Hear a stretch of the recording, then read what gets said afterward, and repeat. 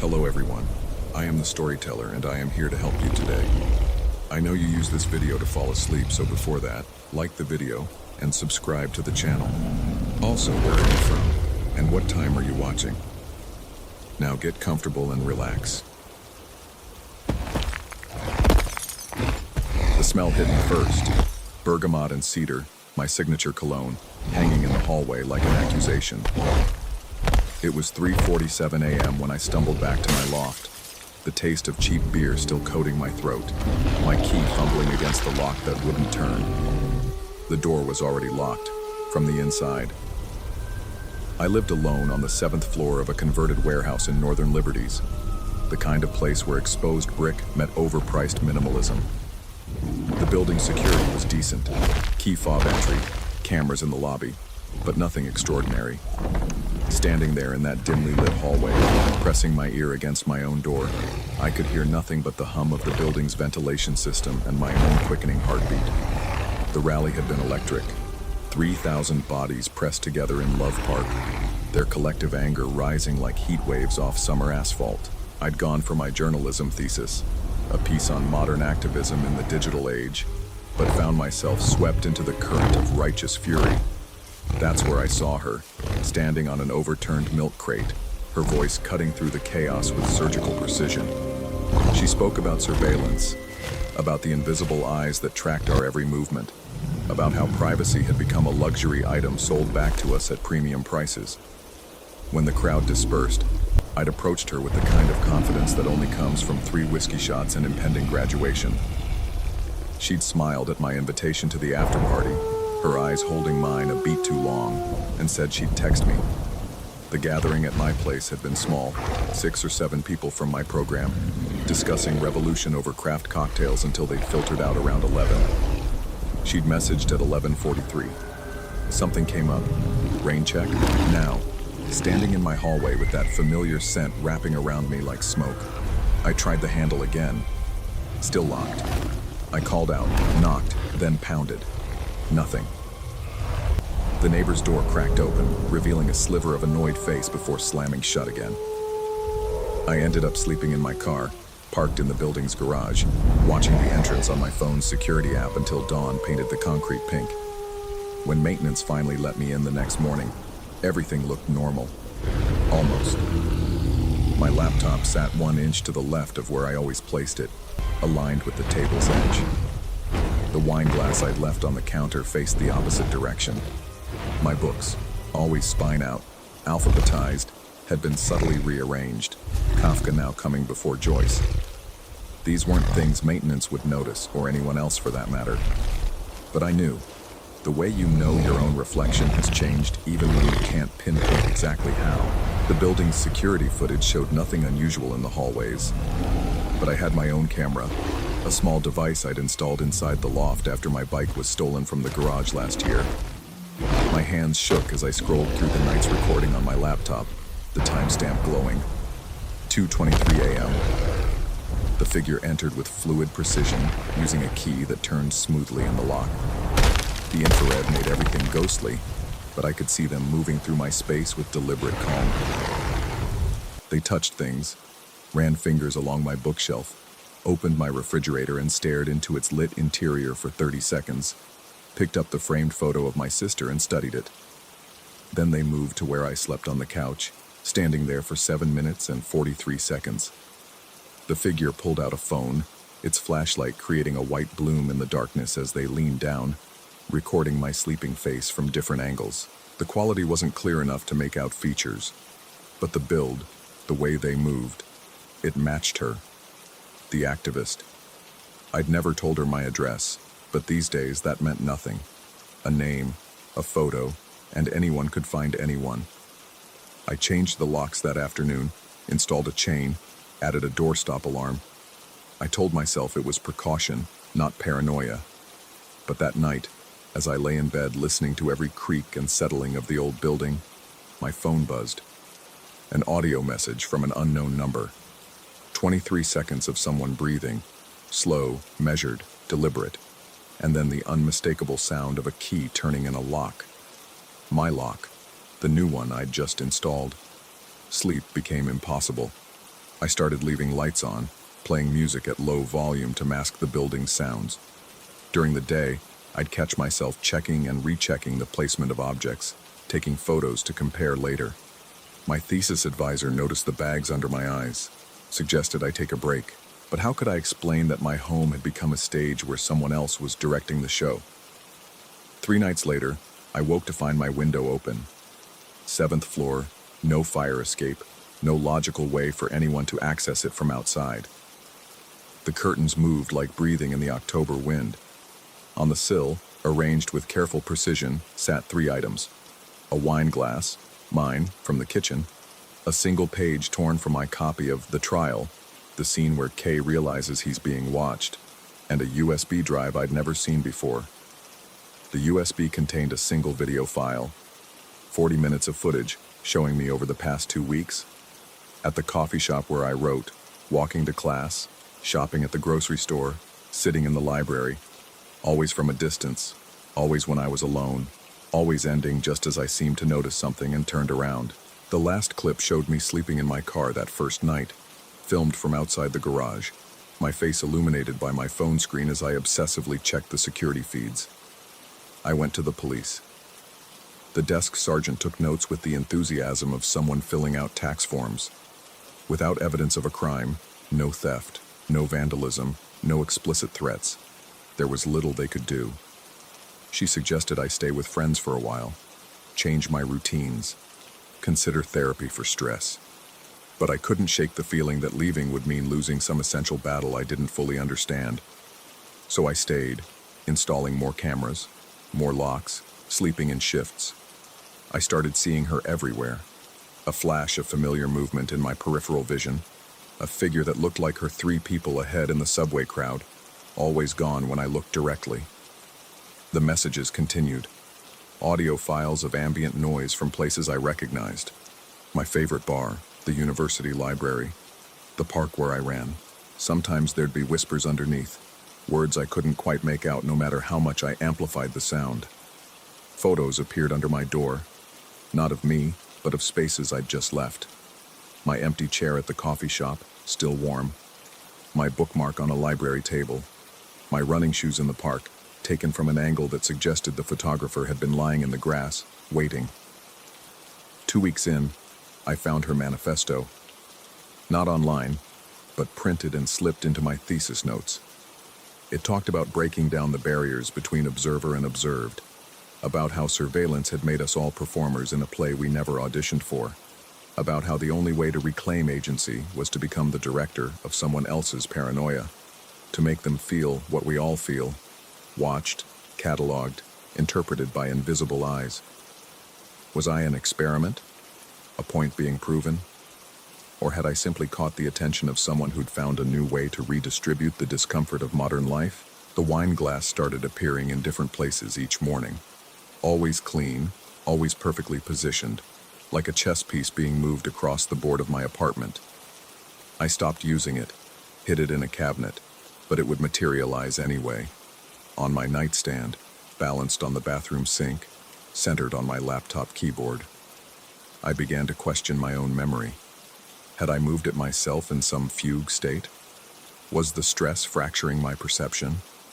The boundary between what was happening and what I feared was happening blurred until they became indistinguishable.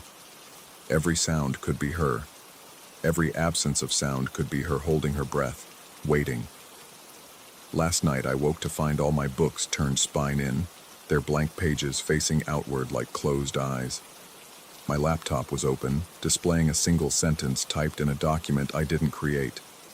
"You're becoming such a good observer." This morning, I discovered something that made my blood crystallize. Hidden in my browser history were searches I didn't make, from times when I was asleep. Searches about myself, using my computer, from inside my apartment. Queries about my family, my medical history, my ex-girlfriends. Someone had been here, multiple times, using my own tools to study me while I slept inches away. The most recent search, time-stamped at 4:44 a.m. this morning. How long before isolation becomes madness?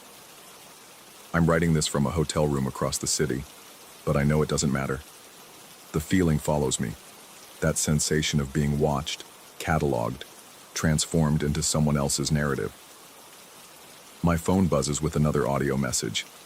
This time it's my own voice, recorded while I slept, mumbling incoherently about keys and locks and eyes that won't close.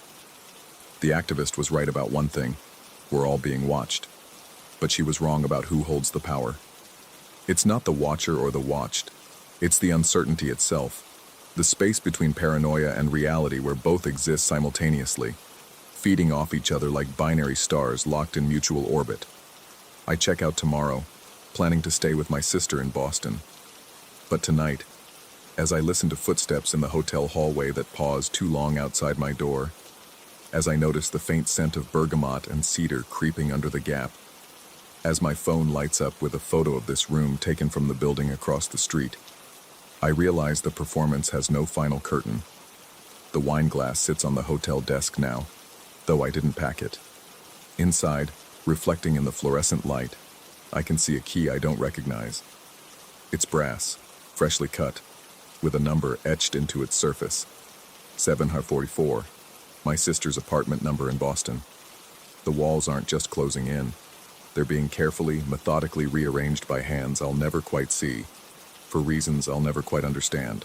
And the worst part, the part that keeps me staring at the ceiling while my phone records the sound of my own breathing, is that I'm no longer sure whether I want it to stop, or whether I've become addicted to the terrible clarity that comes from knowing, with absolute certainty, that someone is always watching. Because at least when you're being watched, you know you exist. At least when you're being watched, you matter to someone. Even if that someone is reshaping your reality 1 millimeter at a time, until you can't remember which version of your life was the original and which is the copy. The key glints in the glass, waiting. Tomorrow, I'll use it. Or tomorrow, I'll throw it away. Or tomorrow, I'll wake up to find it already turned in a lock I didn't know existed. The performance continues. Story 2. The smell hit me first that night. Pipe tobacco mixed with machine grease, dense and metallic, coating the back of my throat. My eyes snapped open at 3:17 a.m., the red digits on my bedside clock burning into my retinas. I knew before I even turned my head. He was there. The old man from the bookshop sat at my desk, his back to me, shoulders hunched over the zine I'd taken 3 days earlier. His fingers, encased in white cotton gloves, turned the pages with mechanical precision. The chain on my door hung intact, the deadbolt still thrown. The window remained locked from the inside, condensation beating on the glass from the Wisconsin cold. I should have screamed, should have reached for my phone, the baseball bat under my bed, something. Instead, I lay frozen, watching cigarette smoke curl from an invisible source, forming patterns that shouldn't exist in still air. The smoke spelled words I couldn't quite read before dissolving into nothing. He spoke without turning, his voice like sandpaper on wet wood. You take what isn't offered. You collect what shortens the soul. The zine in his hands, Borrowed Time, Issue 7, Winter 1982, wasn't meant to exist. I'd found it wedged behind a false panel in the shop's basement, covered in dust that felt older than the building itself. The shop owner had caught me examining it, his gray eyes narrowing behind wire-rimmed glasses. He'd told me it wasn't for sale, would never be for sale, that some things were meant to stay buried, but I'd slipped it into my jacket anyway when he turned to help another customer. Just borrowed it, I told myself. I'd return it eventually. Now he sat in my apartment, 3 stories up, behind a chained door. Time doesn't flow the way you think, he continued, still facing away. The pages turned with a rhythmic whisper. This scene, these words, they're not ink on paper. They're moments stolen from somewhere else. Someone else. I found my voice, though it came out strangled. How did you get in here? He laughed, a sound like grinding gears. I've always been here. Check your lease. Check the signature. My mouth went dry. The lease I'd signed 2 months ago sat in my desk drawer, the same desk where he now sat. I'd never looked closely at the previous tenant's information, just signed where indicated and moved in, desperate for affordable housing near campus. Every page you read, he said, takes a day from the intended reader, the one who was meant to find it, the one who needed those words at that precise moment. You've stolen 7 pages, 7 days that belong to someone else. The air in the room thickened, pressing against my eardrums. The walls seemed to breathe, expanding and contracting in a rhythm that matched neither my heartbeat nor his methodical page-turning. Shadows moved independently of their sources, stretching across the ceiling in impossible directions. "I'll give it back," I whispered. Too late for that. He finally turned to face me, and I wished he hadn't. His face was mine, but older, decades older, skin like parchment, eyes milky with cataracts. "You've already read it. The words are in you now, displacing what should have been."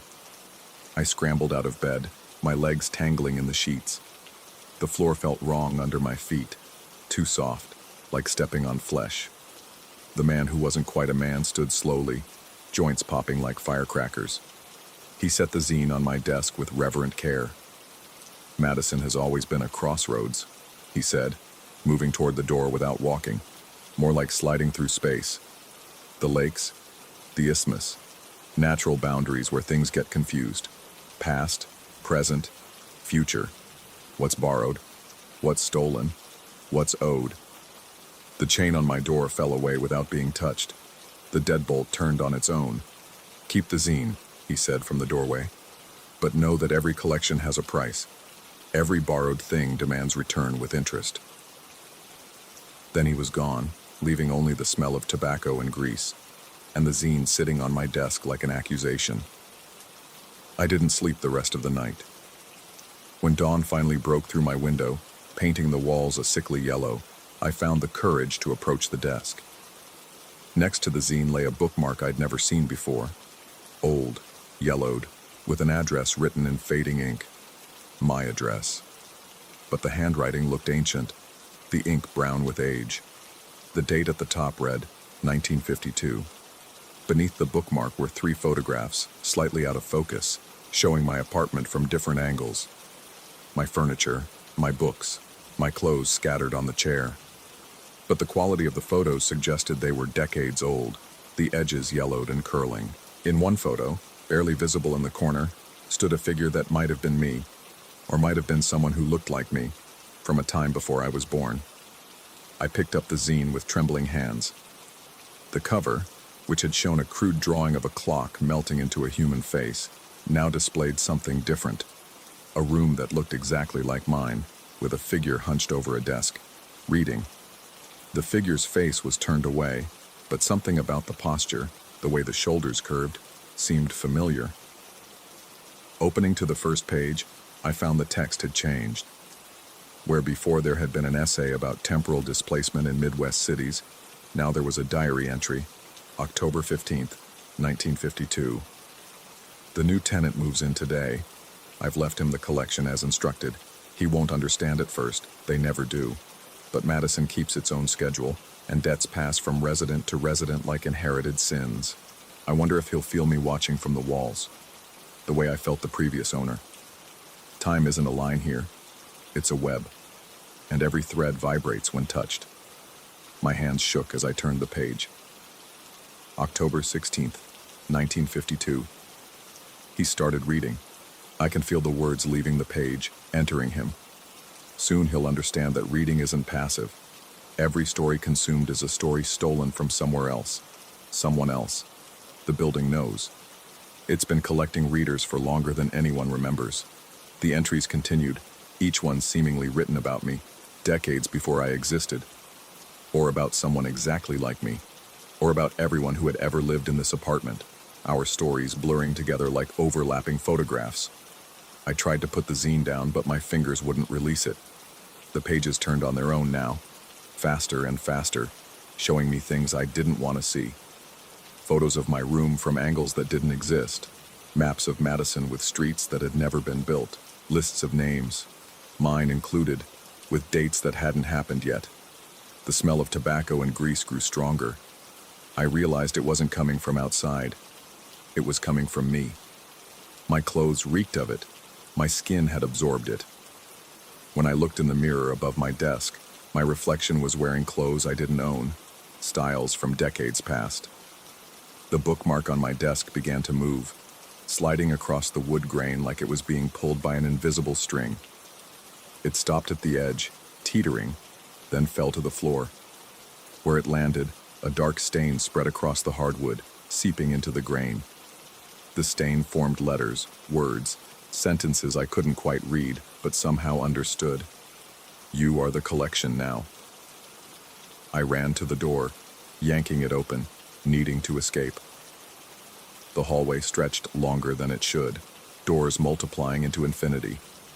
Each door had a number, but they were all the same. My apartment number, repeated endlessly.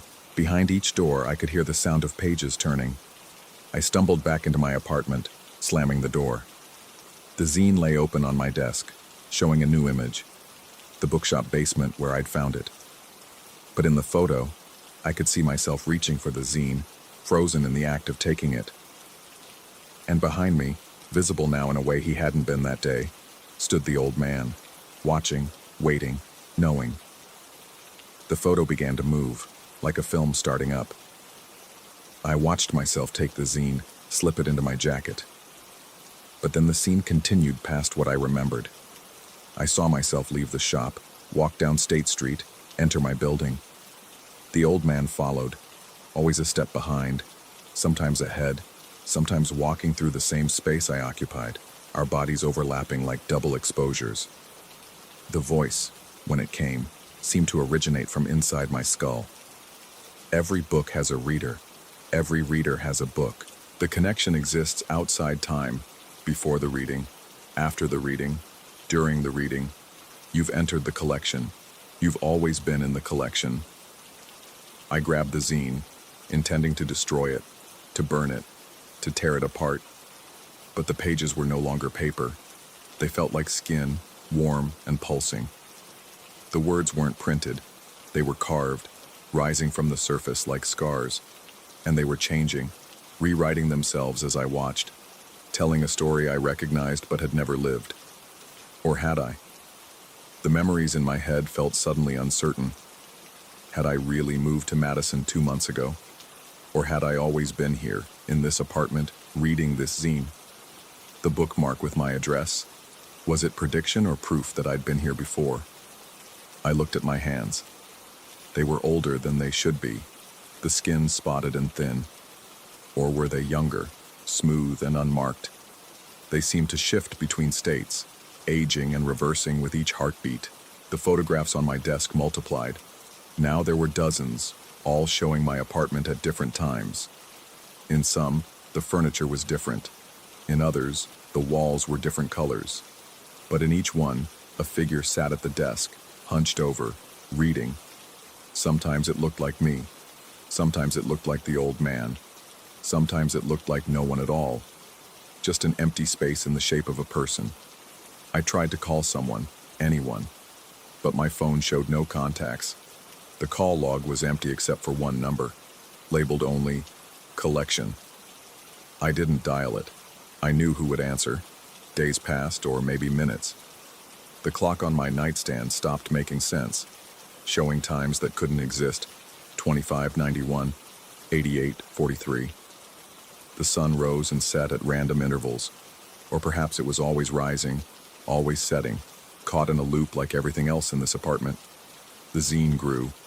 New pages appeared between the old ones, telling stories I almost remembered about people I might have known. Each story felt like a memory stolen from another life, another time, another version of Madison where the lakes were different colors and the streets ran in impossible directions. I found myself at the desk constantly now, reading, unable to stop. The words entered through my eyes and exited through my fingers, which had begun to write in the margins, adding to the collection. My handwriting looked different each time, sometimes modern, sometimes archaic, sometimes in languages I didn't know but somehow understood. The old man visited nightly, or perhaps he never left. We sat together, him reading over my shoulder, pointing out passages I'd missed, stories within stories, meanings hidden in the space between words. He told me about the others who'd lived here, Read here, become part of the collection here. Their names were all variations of mine, or mine was a variation of theirs. The building is a library, he explained once, his voice coming from everywhere and nowhere. Each apartment is a book. Each tenant is a page. You're being read right now, even as you read. I wanted to leave, but couldn't remember why I'd want to. The apartment felt larger than before, rooms opening into rooms that opened into libraries that opened into other apartments, where other versions of me sat reading other versions of the zine. We nodded to each other in passing, understanding without speaking that we were all part of the same story, told from different angles. The bookmark appeared in different places each day, tucked into books I'd never opened, slipped under doors that led nowhere, floating in glasses of water that appeared on my nightstand. Each time I found it, the address was different, showing places I'd lived or would live or was living simultaneously. Madison itself seemed to shift around my building. Through my window, I could see the lakes rearranging themselves, sometimes two, sometimes four, sometimes an ocean that had never existed. The Capitol building moved like a chess piece, appearing on different squares of the city grid. Time flowed backward during thunderstorms, forward during snow, and stopped entirely when the fog rolled in. I understood now why the zine couldn't be sold, only borrowed. It didn't belong to anyone because it belonged to everyone who'd ever read it, ever would read it, was reading it right now in all the infinite nows that existed in this space between the lakes. The old man was me, would be me, had been me. The shop in the basement was my shop, where I'd refused to sell the zine to another young man who would take it anyway, starting the cycle again, or continuing it, or ending it. Time didn't work that way here. I write this now, then, always, as a warning, invitation, explanation, to whoever finds it, has found it, will find it. The zine sits on my desk, growing heavier with each page added, each story collected. I am the collector now, and the collected, the borrowed and the lender, the reader and the read. Sometimes late at night, early in the morning, in the eternal afternoon, I hear footsteps in the hallway. Someone is coming to take what I've borrowed.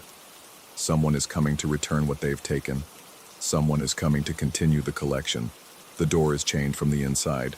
It always has been. But that has never mattered here, in this apartment between apartments, this Madison between Madisons, this story between stories. Check your lease. Check the signature. You might be surprised whose name you find.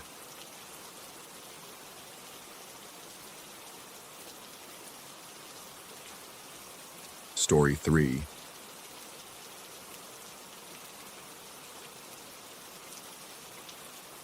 The job listing had seemed perfect. 2 weeks watching a couple's dogs in their cabin near Bend while they vacationed in Europe. Easy money, I'd thought. The photos showed a rustic but comfortable place nestled among pines, complete with a wood-burning stove and mountain views. What they hadn't shown was the ancient tube TV that dominated the living room like some prehistoric altar, or the way the windows caught reflections at angles that shouldn't exist. I arrived on a Tuesday afternoon, the October air crisp enough to bite through my jacket. The owners, a couple in their 50s with matching fleece vests and nervous smiles, gave me the tour while their 2 mastiffs, massive, brindle-coated beasts, watched from the corner with an intelligence that felt almost human. The husband explained the quirks. The hot water took 3 minutes to warm up. The upstairs bedroom door stuck if you didn't lift while turning the knob, and the TV occasionally picked up static but usually cleared if you gave it a solid thump. They left within the hour, their SUV disappearing down the gravel drive while I stood on the porch, suddenly aware of how quiet the forest could be. The first night passed without incident. I spent it on the couch with the dogs flanking me, their warm bulk reassuring as I scrolled through my phone and half-watched whatever cable news the old TV could pull from the air. The static came in waves, quick flickers that made the anchor's face stretch and distort before snapping back to normal. Each time it happened, both dogs would shift slightly, their breathing changing rhythm for just a moment. It was the second night when I first saw it. I'd been checking emails, the TV murmuring in the background, when movement in my peripheral vision made me glance up. In the dark window behind the TV, Illuminated by the screen's glow, stood a figure. Angular, metallic somehow, like someone had tried to fold a person out of aluminum and gotten the proportions wrong. My head snapped around, but the space behind the couch was empty. Just shadows and the stone fireplace. The dogs hadn't barked. They hadn't even looked up. I told myself it was exhaustion, maybe a trick of the light reflecting off something outside. But my hands shook as I drew the curtains, and I found myself checking the locks twice before heading upstairs. The bedroom felt safer, tucked under the slanted roof with only one small window facing the trees. The dogs followed me up but stopped at the top of the stairs, their massive heads turning away from the hallway, as if something there offended them. I had to coax them into the room, and even then, they positioned themselves facing the door, backs to the window. Sleep came in fragments. Every creak of the cabin settling jolted me awake, and twice I could have sworn I heard the TV turn on downstairs, that distinctive hum of the tube warming up. But when I crept to the landing to listen, silence pressed back. By the fourth day, the static had become constant, not overwhelming, just persistent, a snow of interference that made watching anything impossible. I tried adjusting the antenna, checking the cables, even gave it the recommended thump. Nothing worked. The figures on screen moved through their routines behind a veil of white noise, their voices distorted into something that almost sounded like whispering when I wasn't paying attention. That's when I started seeing it during the day, too.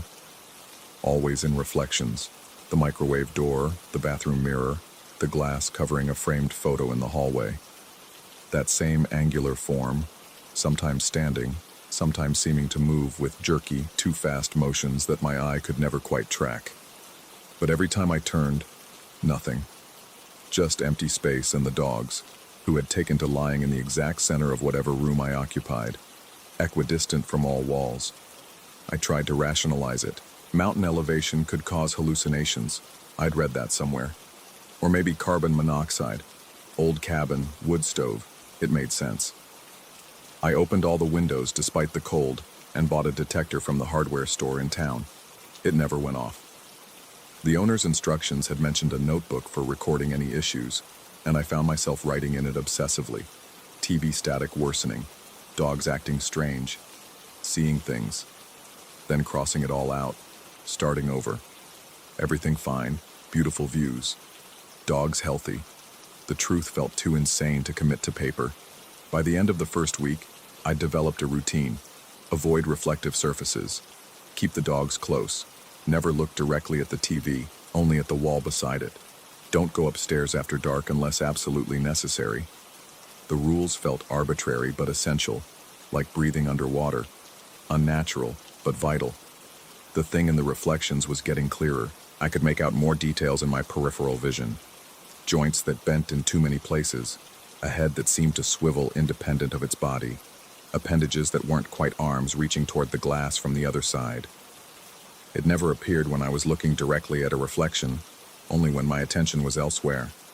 A hunter's patience. The dogs had stopped eating on day 9. They'd drink water, accept the occasional treat, but their food bowls remained untouched. They'd also stopped going upstairs entirely, planting themselves at the bottom of the steps like sentries whenever I needed to go up.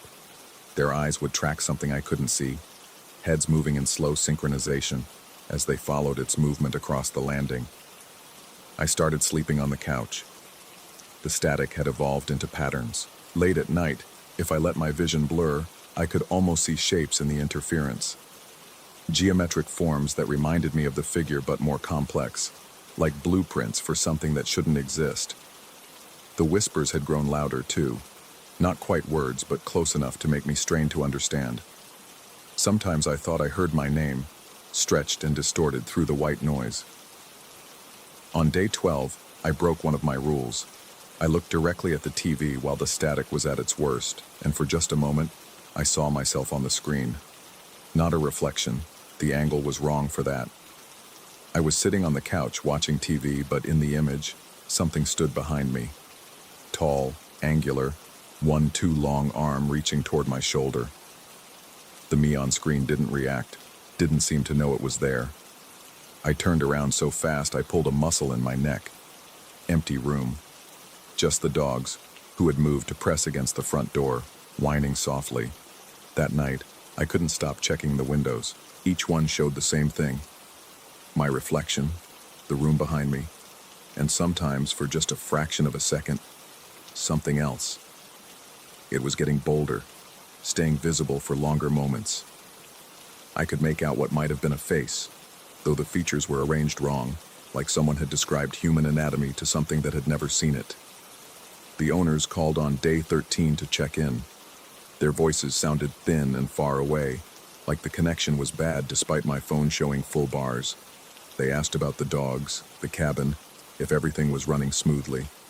I heard myself saying yes, everything was perfect, while watching their dogs huddle together in the corner, facing the wall. They mentioned they'd extended their trip by 3 days. Would that be a problem? No, I heard myself say. No problem at all. After the call, I found marks on the windows, thin scratches on the outside of the glass, arranged in patterns that hurt to look at directly. They were on every window, even the second-story ones, even the small bathroom window that didn't open. I tried to photograph them, but my phone's camera wouldn't focus, producing only blurred images that looked like static. The final night, I couldn't take it anymore. I packed my things, left a note saying there was a family emergency, and carried my bags to the car. The dogs followed me out, moving faster than they had in days, practically running to the vehicle. But I'd forgotten something. My phone charger, still plugged in upstairs. I had to go back. The house felt different, empty, larger somehow, like the walls had pulled back while I was outside. The TV was on, though I was certain I'd turned it off. Pure static, louder than before, filling the space with white noise that seemed to have physical weight. I climbed the stairs, each step a decision I had to force myself to make. The charger was beside the bed. As I unplugged it, movement in the window made me look up. There, in the reflection, it stood complete and clear for the first time. Not behind me, beside me, close enough to touch. Angular metal limbs, too many joints, a face that was more suggestion than feature. It raised one arm in a slow, deliberate motion. A wave. I ran. Down the stairs, through the door, into my car where the dogs were already howling. As I reversed down the drive, I couldn't help but look up at the bedroom window. There it was, silhouetted against the interior light, that same arm raised. A goodbye, or a promise. The radio, which I hadn't turned on, crackled to life. 3 seconds of deep, grinding static that rose and fell in a pattern eerily similar to the gesture I'd just seen. Then silence. I drove through the night, stopping only for gas, the dog silent in the back seat. It wasn't until I reached Portland that I realized I could see it in every reflection. Windows, mirrors, puddles on the rain-slicked streets. Fainter now, like a watermark, but there, following. The owners never contacted me about leaving early. The payment hit my account in full, plus a generous tip.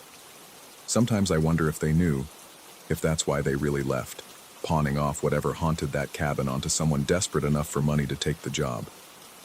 I avoid reflections now, covered my bathroom mirror, replaced my TV with a projector that casts onto a white wall. But sometimes, in the corner of my eye, in the black screen of my powered-off phone or the window of a passing car, I see it, still waving, still following, getting clearer. The dogs, I kept them. The owners never asked for them back, and somehow I knew they wouldn't. They sleep in my room now, always facing the door, always watching something I pretend not to see. We have an understanding, the three of us. We don't look at reflections. We don't acknowledge the static that sometimes fills the silence. We don't talk about what followed us home from Bend, but late at night, when the world is quiet enough, I can hear it in the walls. That same metallic scraping, like something angular trying to find the right shape to fit through, waiting for me to look, really look, at what's been standing beside me all along. The static is getting louder. Story 4. The smell hit me before I even crossed the threshold. Not just mold, but something underneath it, like machine oil mixed with copper pennies. I should have trusted my gut right then. Should have made an excuse about being double booked and driven away from that pristine colonial in Brighton Hills. But the woman standing in the doorway had already paid my consultation fee up front, and in Rochester's November, you don't turn down indoor work. She introduced herself with a smile that never quite reached her eyes, her hands clasped in front of her floral apron like she was posing for a 1950s cookbook. Very independent, she'd said on the phone 3 times, emphasizing it each time like it was crucial I understood. Now, watching her lead me through her immaculate home, I noticed how her footsteps made no sound on the hardwood floors, how she seemed to glide rather than walk. The basement door was behind the kitchen, painted the same eggshell white as the walls around it. She produced a key from her apron pocket, an odd detail that nagged at me even then. Who locks their basement from the outside? The smell started last week, she explained, her voice maintaining that same pleasant, measured tone that customer service representatives use. I've tried everything. Dehumidifiers, bleach, those activated charcoal bags. Nothing works. The wooden stairs creaked under my weight, each step releasing a groan that seemed to echo longer than it should. The basement was finished, which surprised me given the age of the house. Fresh gray paint covered the walls, so recent I could still detect the chemical scent beneath that pervasive moldiness. 4 metal support columns stood in perfect symmetry, their surfaces polished to a mirror shine that reflected my distorted image as I descended. She followed me down, and I heard the door swing shut above us. The click of the latch was followed by another sound, metal sliding against metal. When I glanced back up the stairs, she was already beside me, that practiced smile still in place. "Old house," she said. "The door sticks sometimes." The basement was larger than I'd expected, extending beyond the footprint of the house above. In the center of the concrete floor, a drain cover gleamed like new chrome, completely at odds with what should have been decades-old plumbing. I knelt beside it, running my fingers along the edge. The concrete around it had been recently poured, maybe within the last month, but it was the marks on the original concrete that made my skin prickle. Dark stains spread out from each support column like shadows, their edges irregular and organic. They looked like handprints, dozens of them, as if someone covered in motor oil had pressed their palms against the floor while crawling. The marks led toward the walls but stopped abruptly where the new paint began. Previous owner had some water damage, the woman explained before I could ask. She stood perfectly still near the stairs, hands still folded, watching me with an intensity that made me hyper-aware of every movement I made. I pulled out my moisture meter and began taking readings along the walls. The numbers were normal, too normal for a basement that supposedly reeked of mold. As I worked, I became conscious of a low humming, almost below the range of hearing, like electrical current running through the walls themselves. "Do you have any electrical panels down here?" I asked. She tilted her head slightly, considering. "No. Why do you ask?" I started to explain about the humming when I noticed something else. A small intercom speaker mounted in the corner where the wall met the ceiling. It was painted the same gray as the walls, almost invisible unless you were looking for it. As I stared at it, a red LED blinked once. "Is that connected to your security system?" "We're very safety conscious," she replied, which wasn't really an answer. I continued my inspection, but the feeling of being watched intensified. Not just by her, though she tracked my every movement with those unblinking eyes, but by something else. The metal columns seemed to shift in my peripheral vision, their reflections showing movement that wasn't there. When I looked directly at them, they were still, but the distorted image of myself looked wrong somehow, like it was a second out of sync with my actual movements. The smell grew stronger near the far wall, where a utility closet door stood slightly ajar. I approached it, and the woman finally moved, gliding across the floor to stand between me and the door. "That's just storage," she said. "Nothing to do with the plumbing." But I'd already glimpsed inside, shelves lined with mason jars, each filled with what looked like preserves but with an unusual gray-green tint. Labels in precise handwriting marked dates going back years, some with additional notations I couldn't quite read. "I should check all potential sources of moisture," I insisted, professional courtesy struggling against the growing urge to leave. Her smile widened just a fraction. "Of course. You're the expert." She stepped aside, and I opened the closet fully. The smell intensified dramatically, making my eyes water. The jars were sealed tight, but something inside them moved. Not quite liquid, not quite solid. One jar in particular drew my attention, its contents pressing against the glass in a pattern that looked disturbingly like a small hand. I backed out of the closet, my heart racing. "I need to get some equipment from my van." "Oh, but you haven't seen the whole basement yet," she said. And for the first time, her tone carried something other than that artificial pleasantness. "There's another room through here." She walked to what I'd assumed was just wall, but her fingers found a seam in the paint. A section swung inward, a hidden door painted to match perfectly. Beyond was darkness that my eyes couldn't penetrate, and from it came a smell that made the mold seem pleasant by comparison. Organic and wrong, like flowers left too long in water. "I really should get my equipment," I repeated, moving toward the stairs. The intercom crackled to life.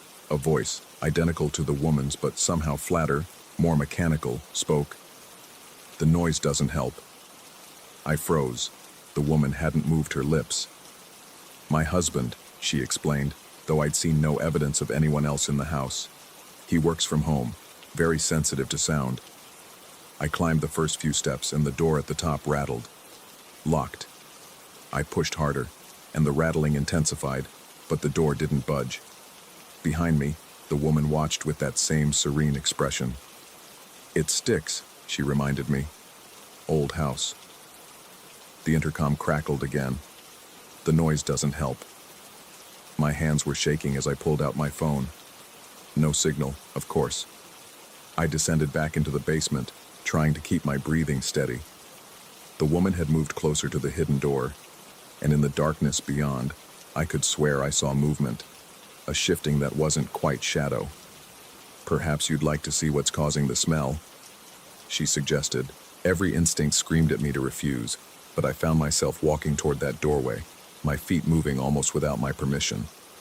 The darkness seemed to reach out, and as I got closer, I could make out shapes, more metal columns, but these were different. They had attachments, mechanisms I couldn't quite identify, and chains that glinted in what little light penetrated the space. The intercom spoke again, but this time the voice was different. Younger, masculine, frightened. "The noise doesn't help."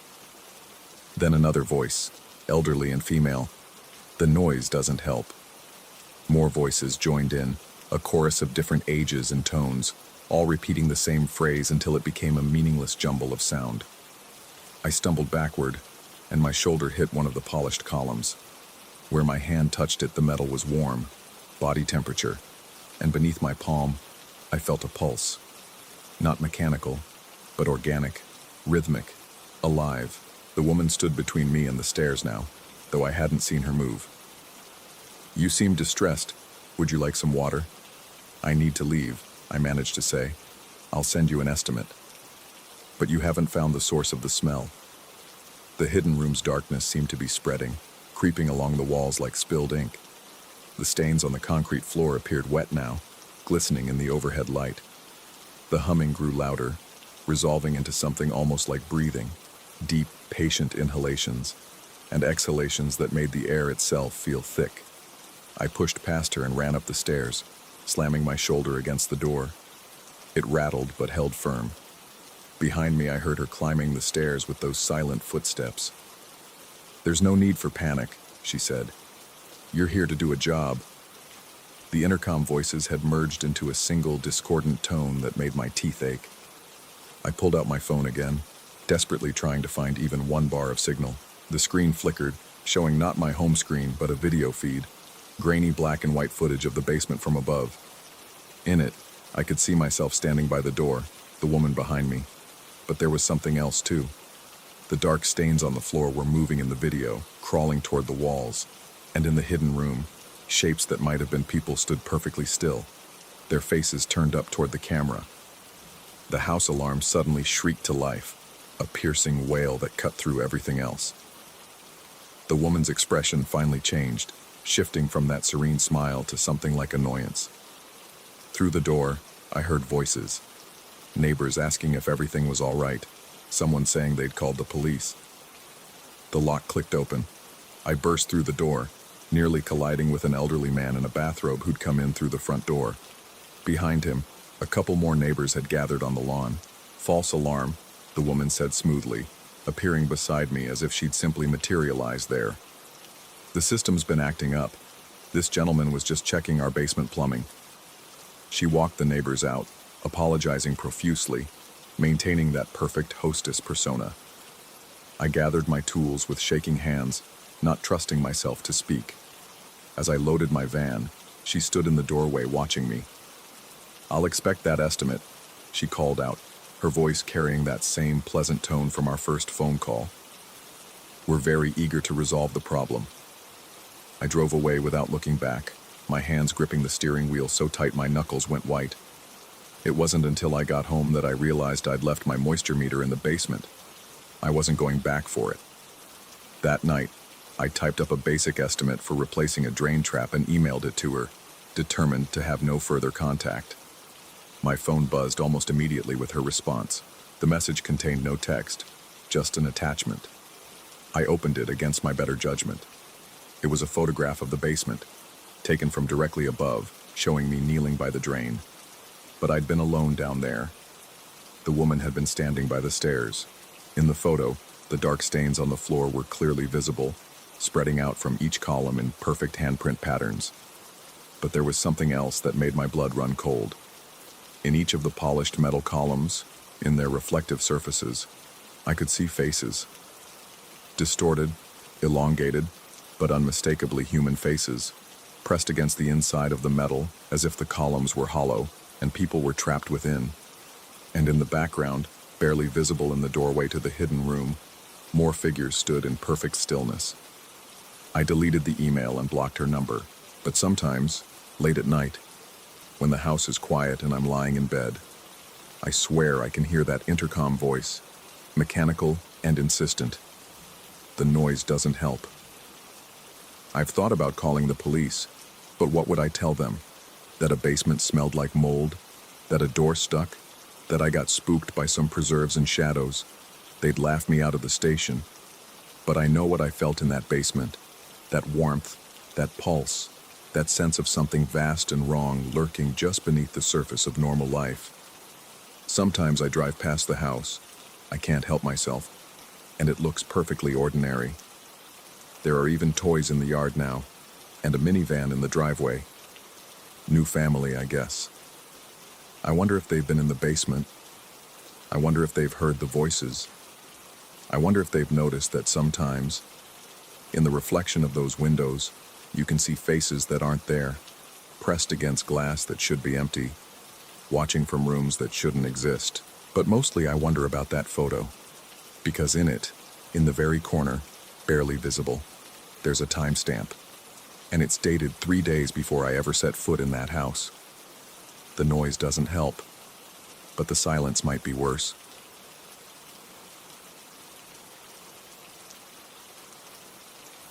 Story 5.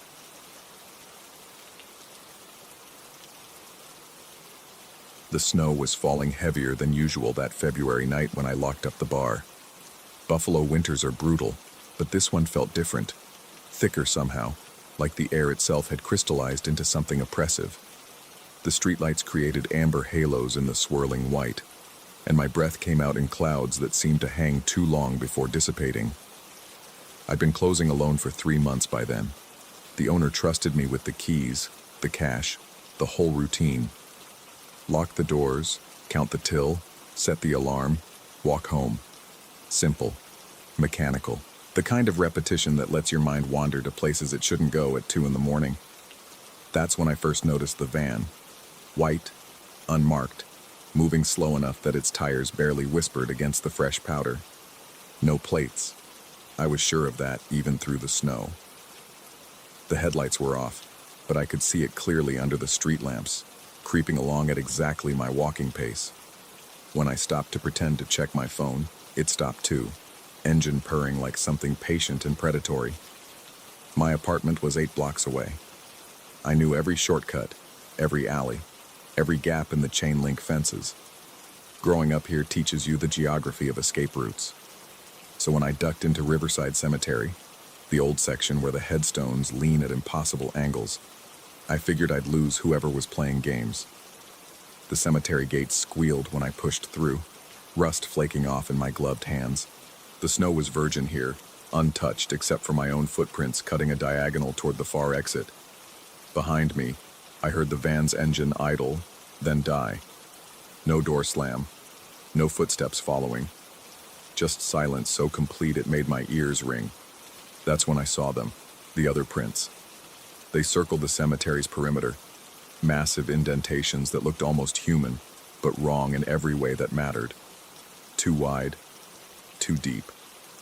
The stride length suggested something well over 7 feet tall, and the pattern showed whoever or whatever had made them had walked the entire boundary of my usual route home. Not just tonight's route, every variation I'd taken in the past month. They overlapped in places, some fresher than others, creating a map of my movements that made my stomach turn to ice water. I ran, not the controlled jog of someone late for something, but the primitive sprint of prey that's finally understood its position in the food chain. My boots slipped on ice-slicked headstones, and I crashed into monuments whose names had been worn smooth by decades of lake-effect weather. When I finally burst through my apartment building's door, the security guard looked up from his crossword, eyebrows raised. I wanted to tell him about the van, about the prints, but the words died in my throat. How do you explain that feeling of being cataloged? Studied? I just nodded, took the stairs 3 at a time, and didn't stop until I had my door locked, deadbolted, and chain secured behind me. Sleep was impossible. I sat at my window, watching the street below through a gap in the blinds. The van never appeared, but something else did. A shadow that moved wrong, too fluid, stopping under each streetlight to look up at the buildings. At my building. At my window. I jerked back, heart hammering, and when I looked again, the street was empty, except for the falling snow, already covering any evidence that anything had been there at all. The next morning changed everything. I almost stepped on it, a perfect footprint in moisture on my doormat, despite the hallway being carpeted and dry. The print was human-shaped but too large, the toes too long, and it sat in a careful circle of coarse salt that hadn't been there when I'd come home. Dead center of the print was a business card, blank white on both sides. I picked it up with my sleeve pulled over my hand, some instinct warning me against skin contact. It felt heavier than cardstock should, dense like it was made of compressed bone or ceramic. When I walked through the building's security checkpoint on my way out, heading to the police station, the metal detector shrieked. The guard waved his wand over me, frowning. The card in my pocket sent the device into fits, not the steady beep of metal, but a warbling, electronic scream that made him step back. "What you got there?" His hand moved to his radio. I pulled out the card and we both stared at it. Under the fluorescent lobby lights, it wasn't blank anymore. Symbols writhed across its surface, not appearing or disappearing, but constantly there and not there, like those magic eye pictures that hurt to focus on. The guard's face went pale. "Get rid of it." His voice cracked. "Whatever that is, get it out of here." But I couldn't. Every time I tried to throw it away, my hand wouldn't complete the motion. The card would end up back in my pocket, warm now, pulsing with a rhythm that matched my heartbeat. The symbols were clearer when I wasn't looking directly at them, forming patterns in my peripheral vision that suggested words in no language that should exist. I called in sick to work that night, then the next. By the third night, the owner called to say he was sorry, but he needed someone reliable. I didn't argue. How could I explain that I'd started seeing them during the day now? Not the van. That would have been too simple, too sane.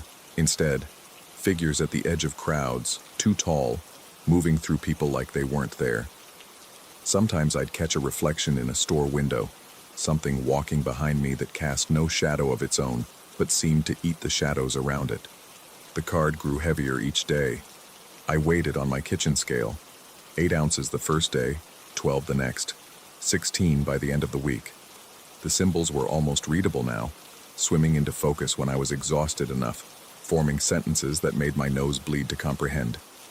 They were instructions, or invitations, or both. 3 weeks after that night at the cemetery, I understood what they wanted. Not in words, but in that deep, cellular way that bypasses consciousness entirely. The van hadn't been hunting me, it had been hurting me. The footprints weren't stalking patterns, they were boundaries, keeping something else out while keeping me in. The card wasn't a threat, it was a contract I'd already signed by picking it up. My apartment became a prison of my own making. I stopped leaving, surviving on delivered groceries left outside my door.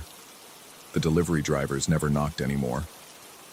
Through the peephole, I watched them approach, see something I couldn't see, and practically run back to the elevator.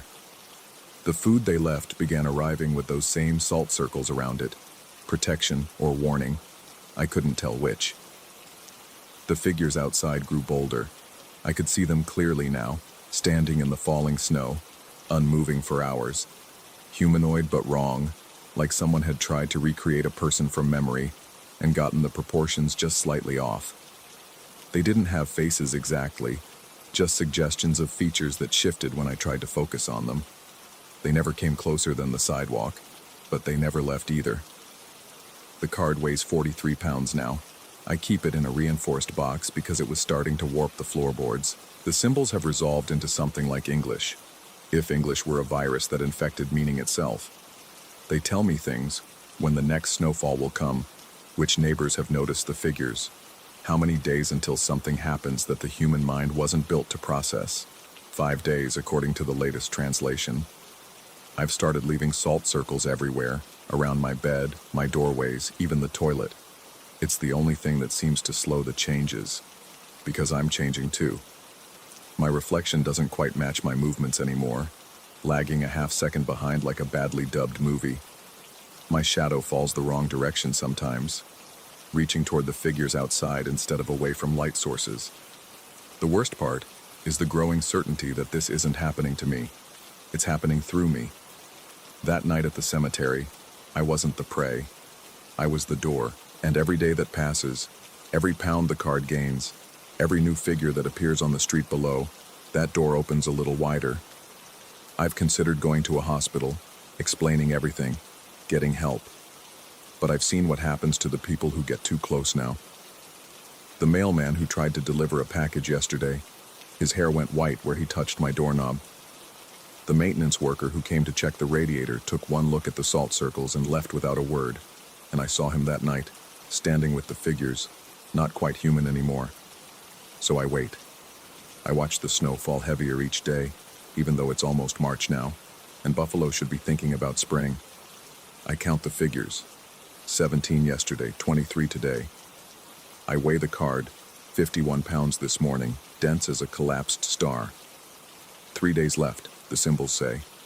I've started writing this down because someone should know what happened, not the truth.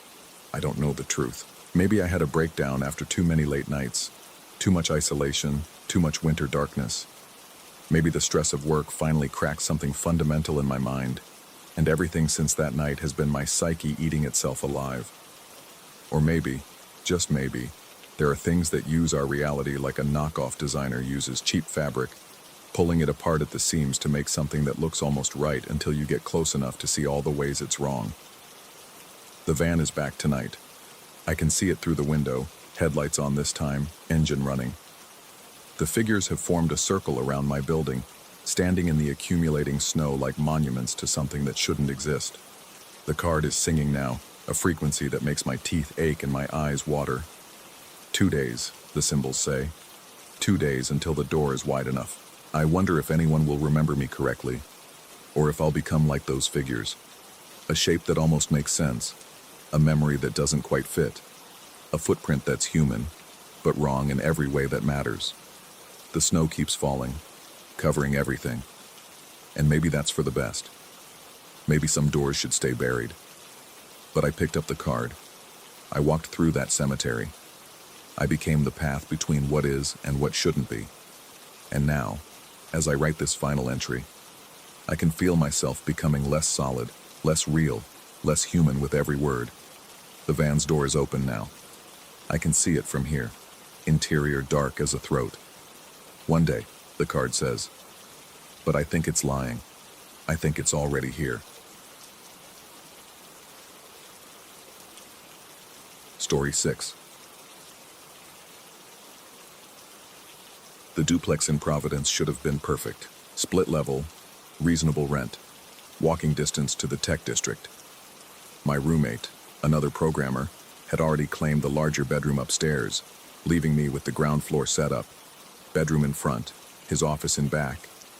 During our walkthrough, the realtor kept adjusting her collar, eyes darting to corners while explaining the previous tenants had broken their lease early. She'd laughed, brittle and quick, saying something about creative differences. I should have paid attention to how the laugh died in her throat. My bedroom caught morning light through gauze curtains, dust motes spiraling in geometric patterns that reminded me of loading screens. Normal. Livable. But his office, where I'd agreed to cover late-night deployments when he traveled, felt wrong from the first moment I crossed its threshold.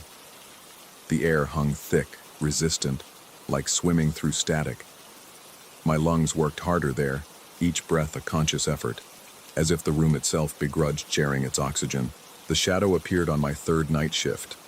I'd been debugging authentication middleware, eyes burning from screen glare, when the overhead fluorescent flickered and died. My laptop screen provided the only light, casting my silhouette against the far wall.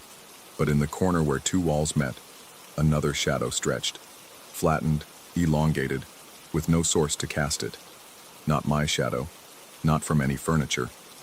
It clung to the junction like a stain, darker than the darkness around it. The fluorescent buzzed back to life. The shadow remained for 3 seconds before dissolving like smoke in reverse, pulling into itself until nothing remained but eggshell paint and my hammering pulse. My roommate returned from his conference the next morning, wheeling his suitcase through our shared hallway. I mentioned the light, keeping my tone casual, just making conversation over coffee. He paused mid-pour, steam curling between us, and said the building's wiring had always been temperamental. Then he asked if I'd noticed anything else. The question hung there, weighted with implication. I shook my head, and he nodded slowly, like we'd just signed some unspoken agreement.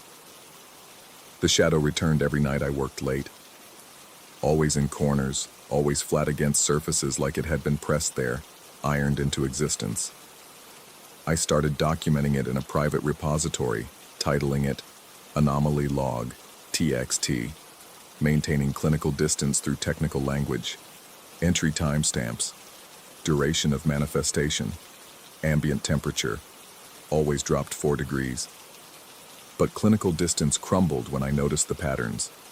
The shadow moved in ways that echoed my coding rhythm. When I'd pause to think, fingers hovering over keys, it would pulse gently, matching my breathing. When I'd hit a flow state, fingers flying across the keyboard, it would ripple and stretch, seeming to lean forward from its corner perch. Observing, learning. 2 weeks in, things escalated.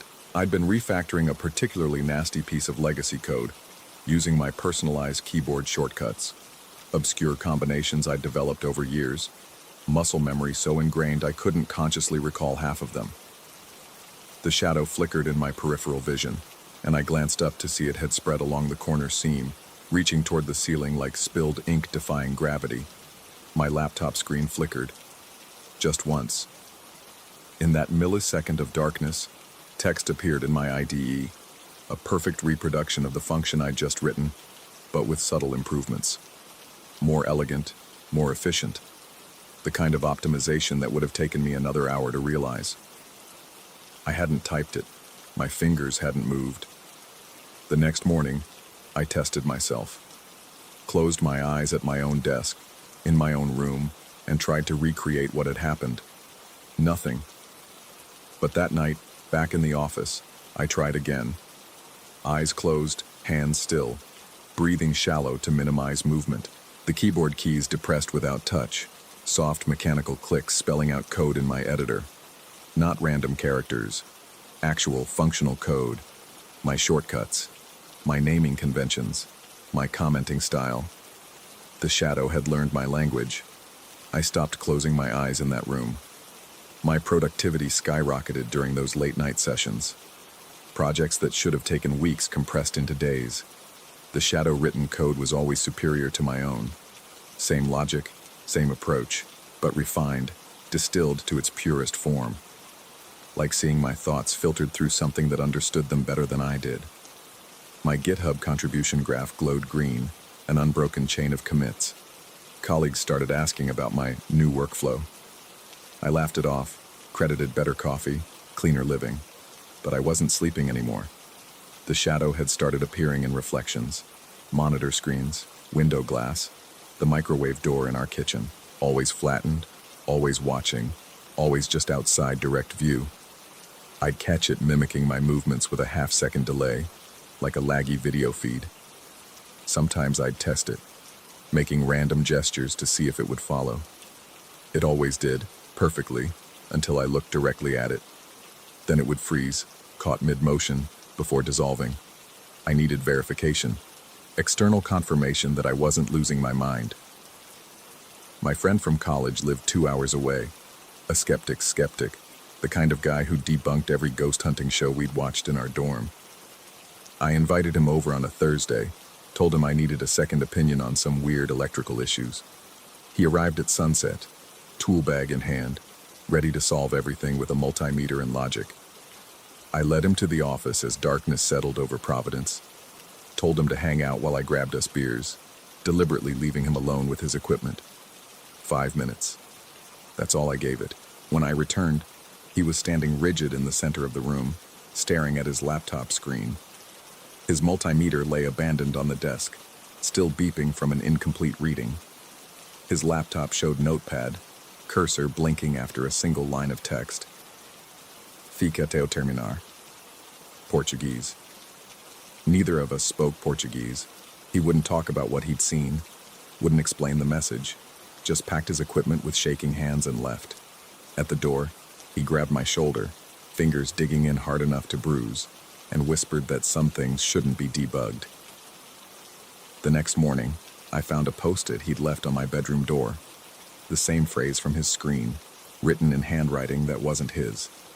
The letters were too uniform, too perfect, like they'd been printed by a machine pretending to be human. I ran the phrase through translation software. Stay until I finish.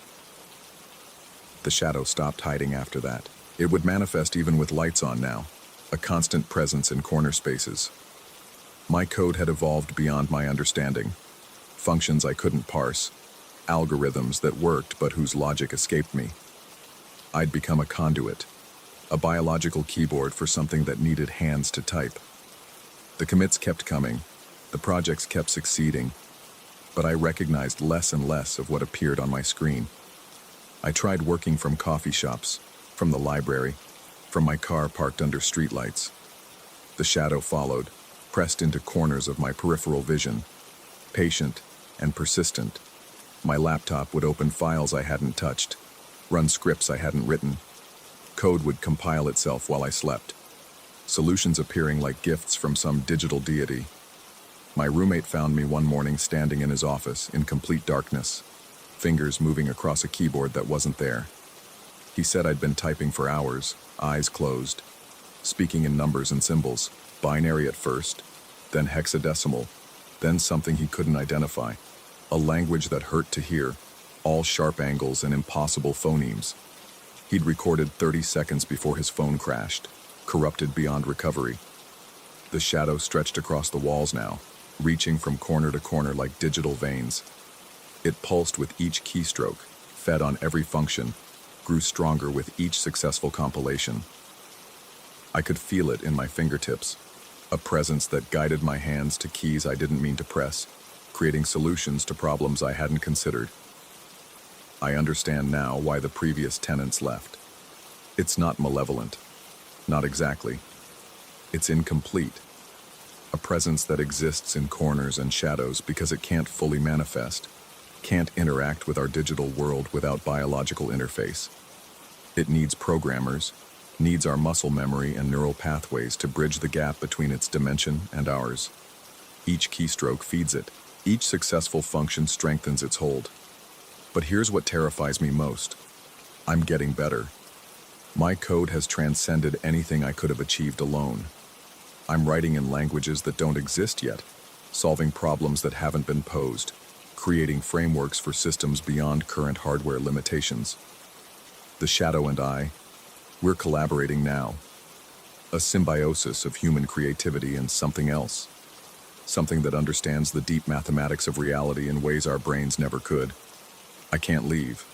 Not because it won't let me, but because I don't want to. Each night brings new revelations, new understanding.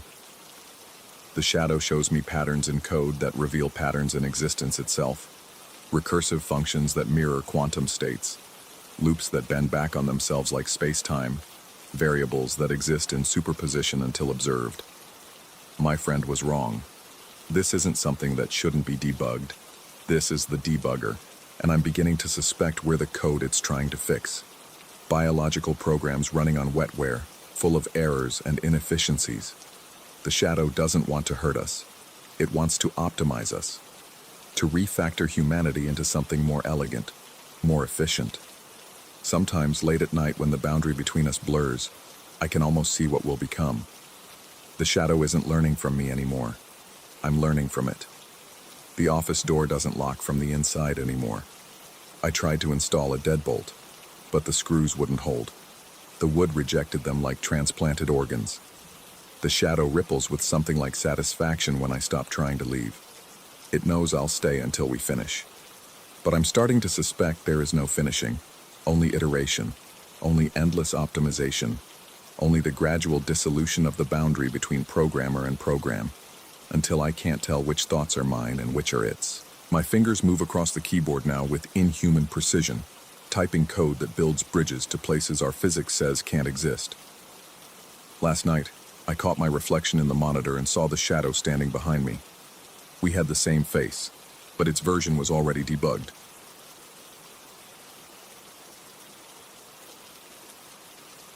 Story 7.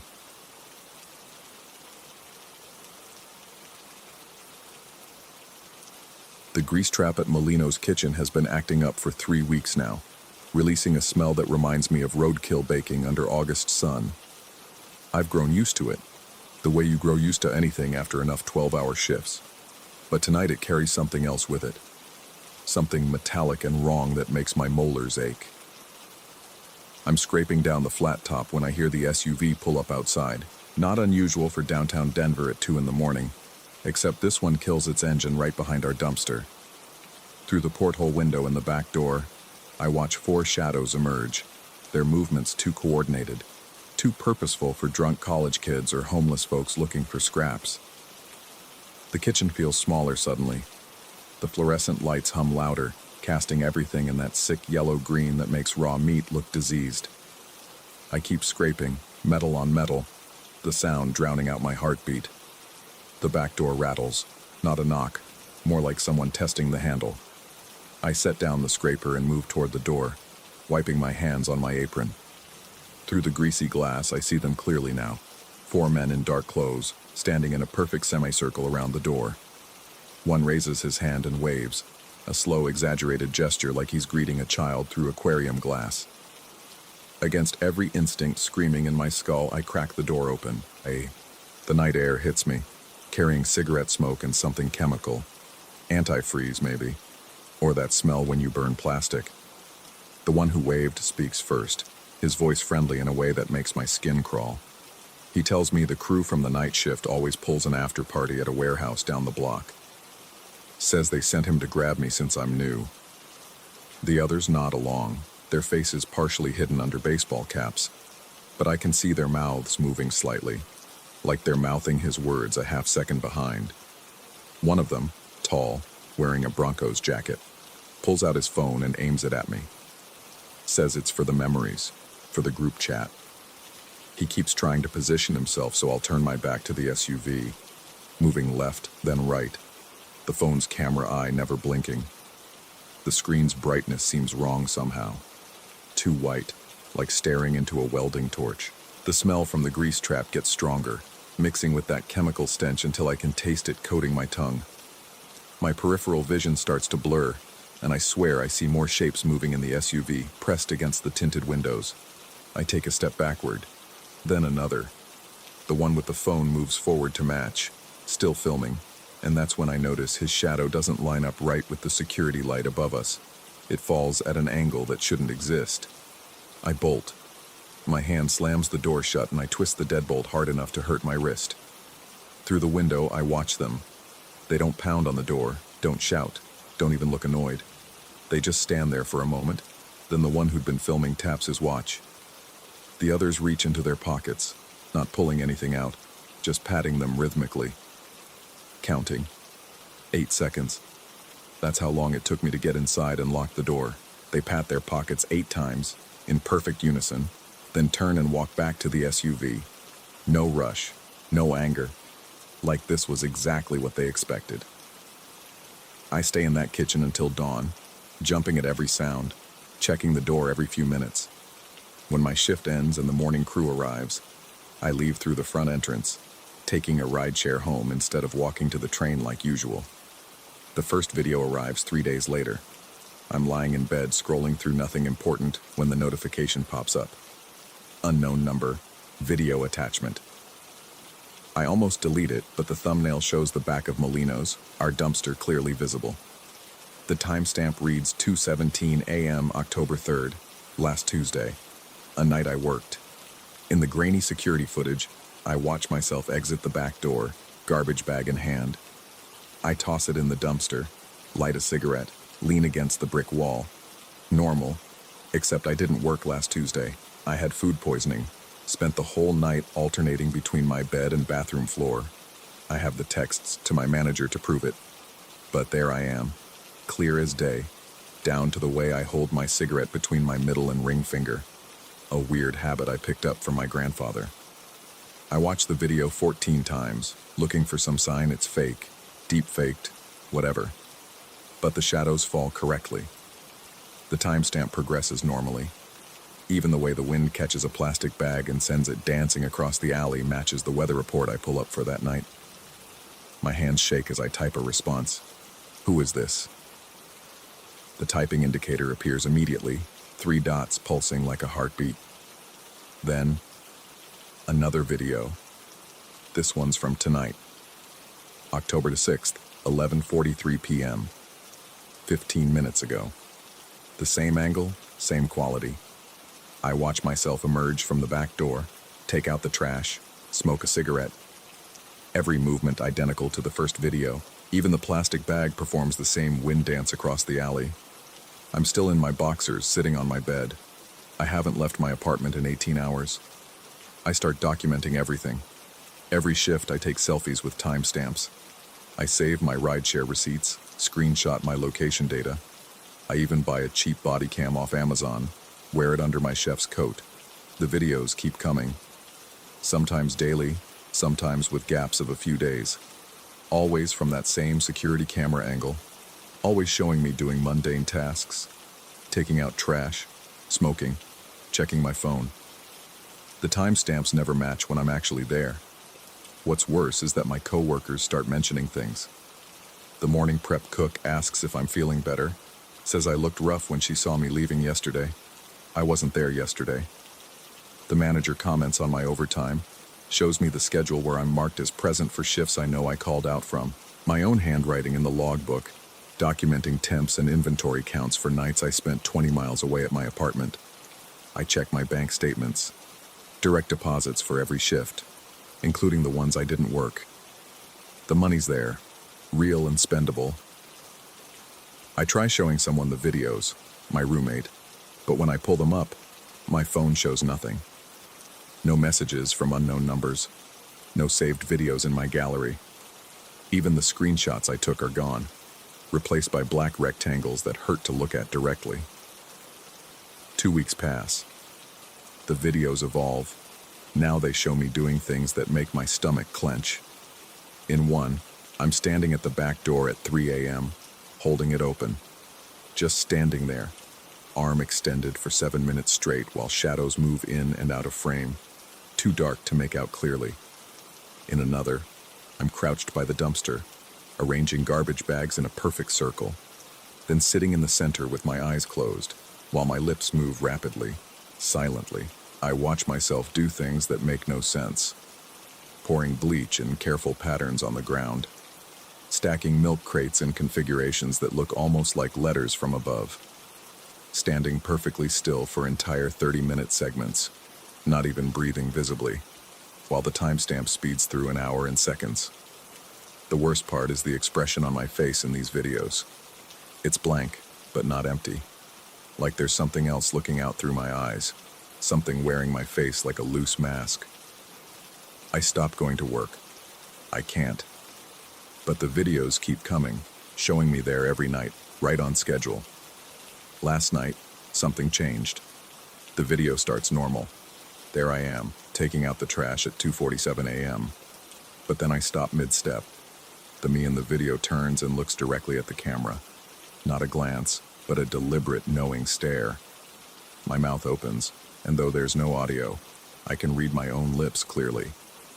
Stop watching yourself. Then the me in the video walks off frame, and the camera angle shifts. Impossible. Security cameras don't move. But this one pans left, following my movement, until it shows the front of the restaurant. There are people waiting there. Dozens of them, all standing perfectly still in rows, all wearing chef's coats identical to mine. They're all me. Every single one has my face, my posture, my habit of rolling my shoulders when I'm tired. They stand there like they're waiting for something, and then, in perfect synchronization, they all turn to look at the camera.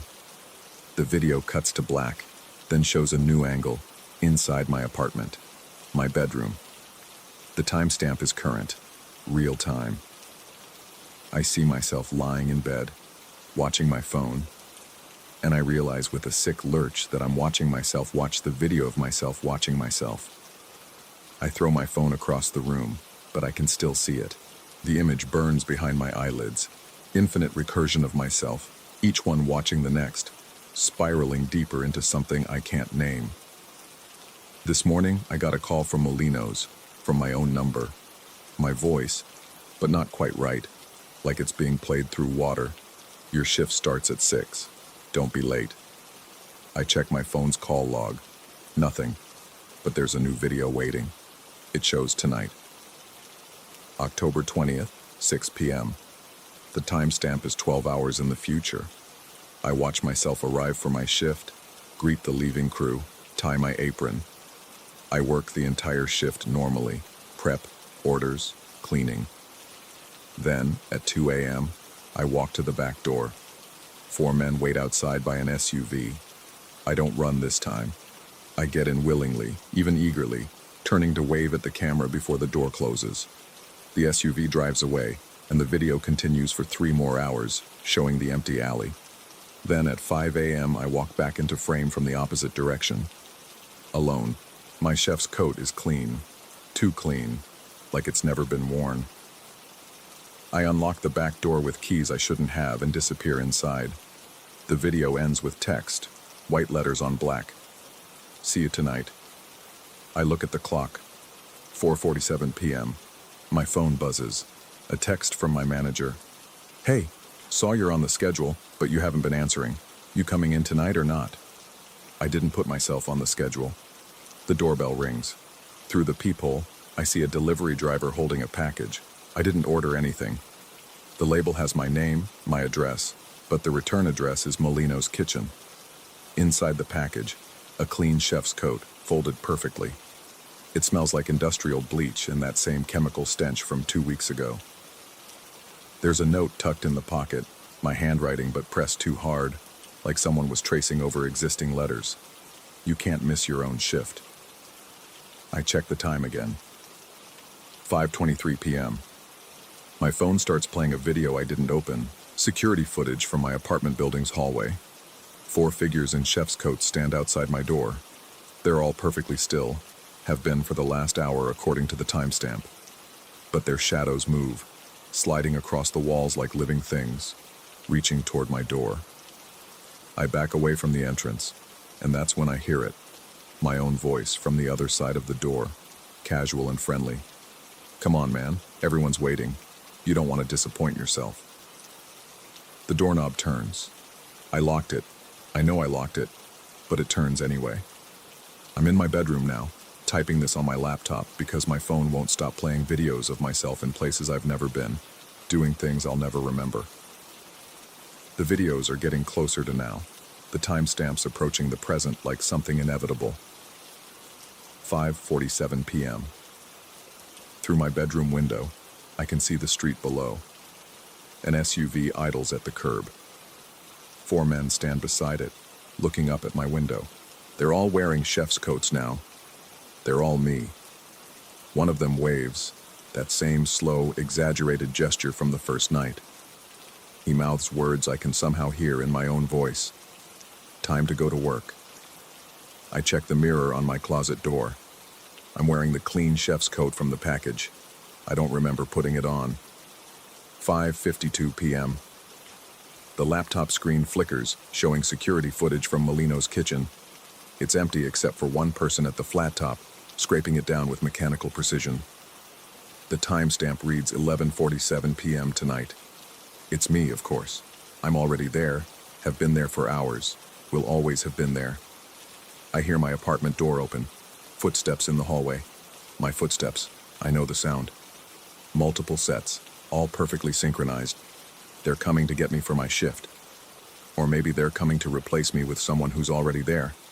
Maybe there's no difference anymore. 5:58 p.m. The bedroom door opens. I see myself standing there, wearing the same chef's coat, the same expression I had in those videos. Blank, but not empty. Behind me, more versions, stretching back into the hallway like a paper chain of myself. The one in front extends his hand. My hand. He speaks in my voice, but from all their mouths at once. You're going to be late. I reach for his hand, or maybe he reaches for mine. I can't tell anymore who's reaching and who's pulling. The distance between us collapses, and I understand finally that I've been watching myself from the wrong angle all along. We've always been one person. I've always been at work. 6 p.m. Time for my shift. Story 8.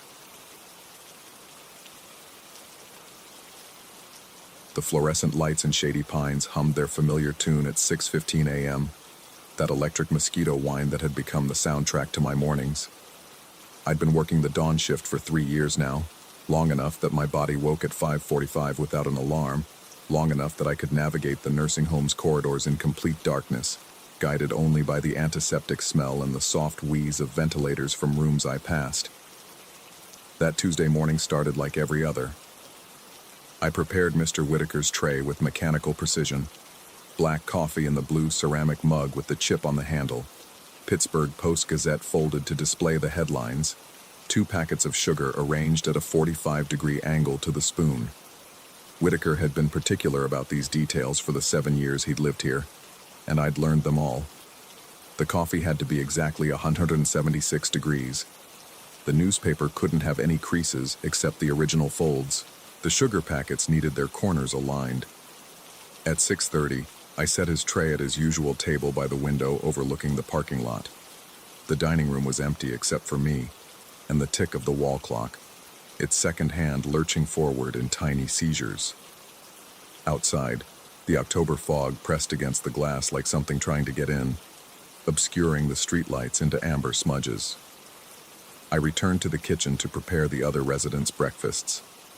Through the serving window, I had a clear view of the dining room. At 6:45, right on schedule, I heard the shuffle of slippers on linoleum. Whitaker entered, raised his hand in that abbreviated wave he always gave. Palm flat, fingers together, a motion more like erasing something from the air than greeting. He pulled out his chair, the legs scraping against the floor with that teeth-grinding screech I'd grown accustomed to.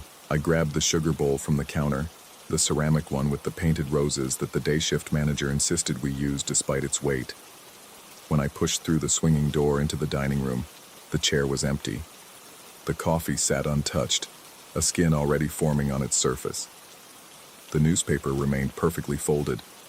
The air felt different, thicker somehow, like breathing through wet cotton. I set the sugar bowl down and checked the hallway. Empty. The bathroom door stood open, revealing nothing but white tiles and harsh shadows. I returned to find the head nurse descending the stairs, her eyes red-rimmed and glassy. She told me Whitaker had passed at 6:15. Respiratory failure. Peaceful, she said, though her voice caught on the word. I stared at her, then at the empty chair, then back at her. She must have seen something in my expression because she placed a hand on my shoulder, her fingers cold through my shirt. She said I should take a break, that these things were always hardest on the staff who knew them best. I climbed the stairs to Whitaker's room on the second floor. The bed was already stripped and remade with military precision, corners tucked so tight you could bounce a quarter off them. The window was cracked open, letting in tendrils of fog that seemed to reach toward the empty bed. On the nightstand, his reading glasses sat folded, and beside them, nothing else. The room had been emptied of him so thoroughly, it was as if he'd never existed at all. When I returned to the dining room, the newspaper on his tray had been refolded.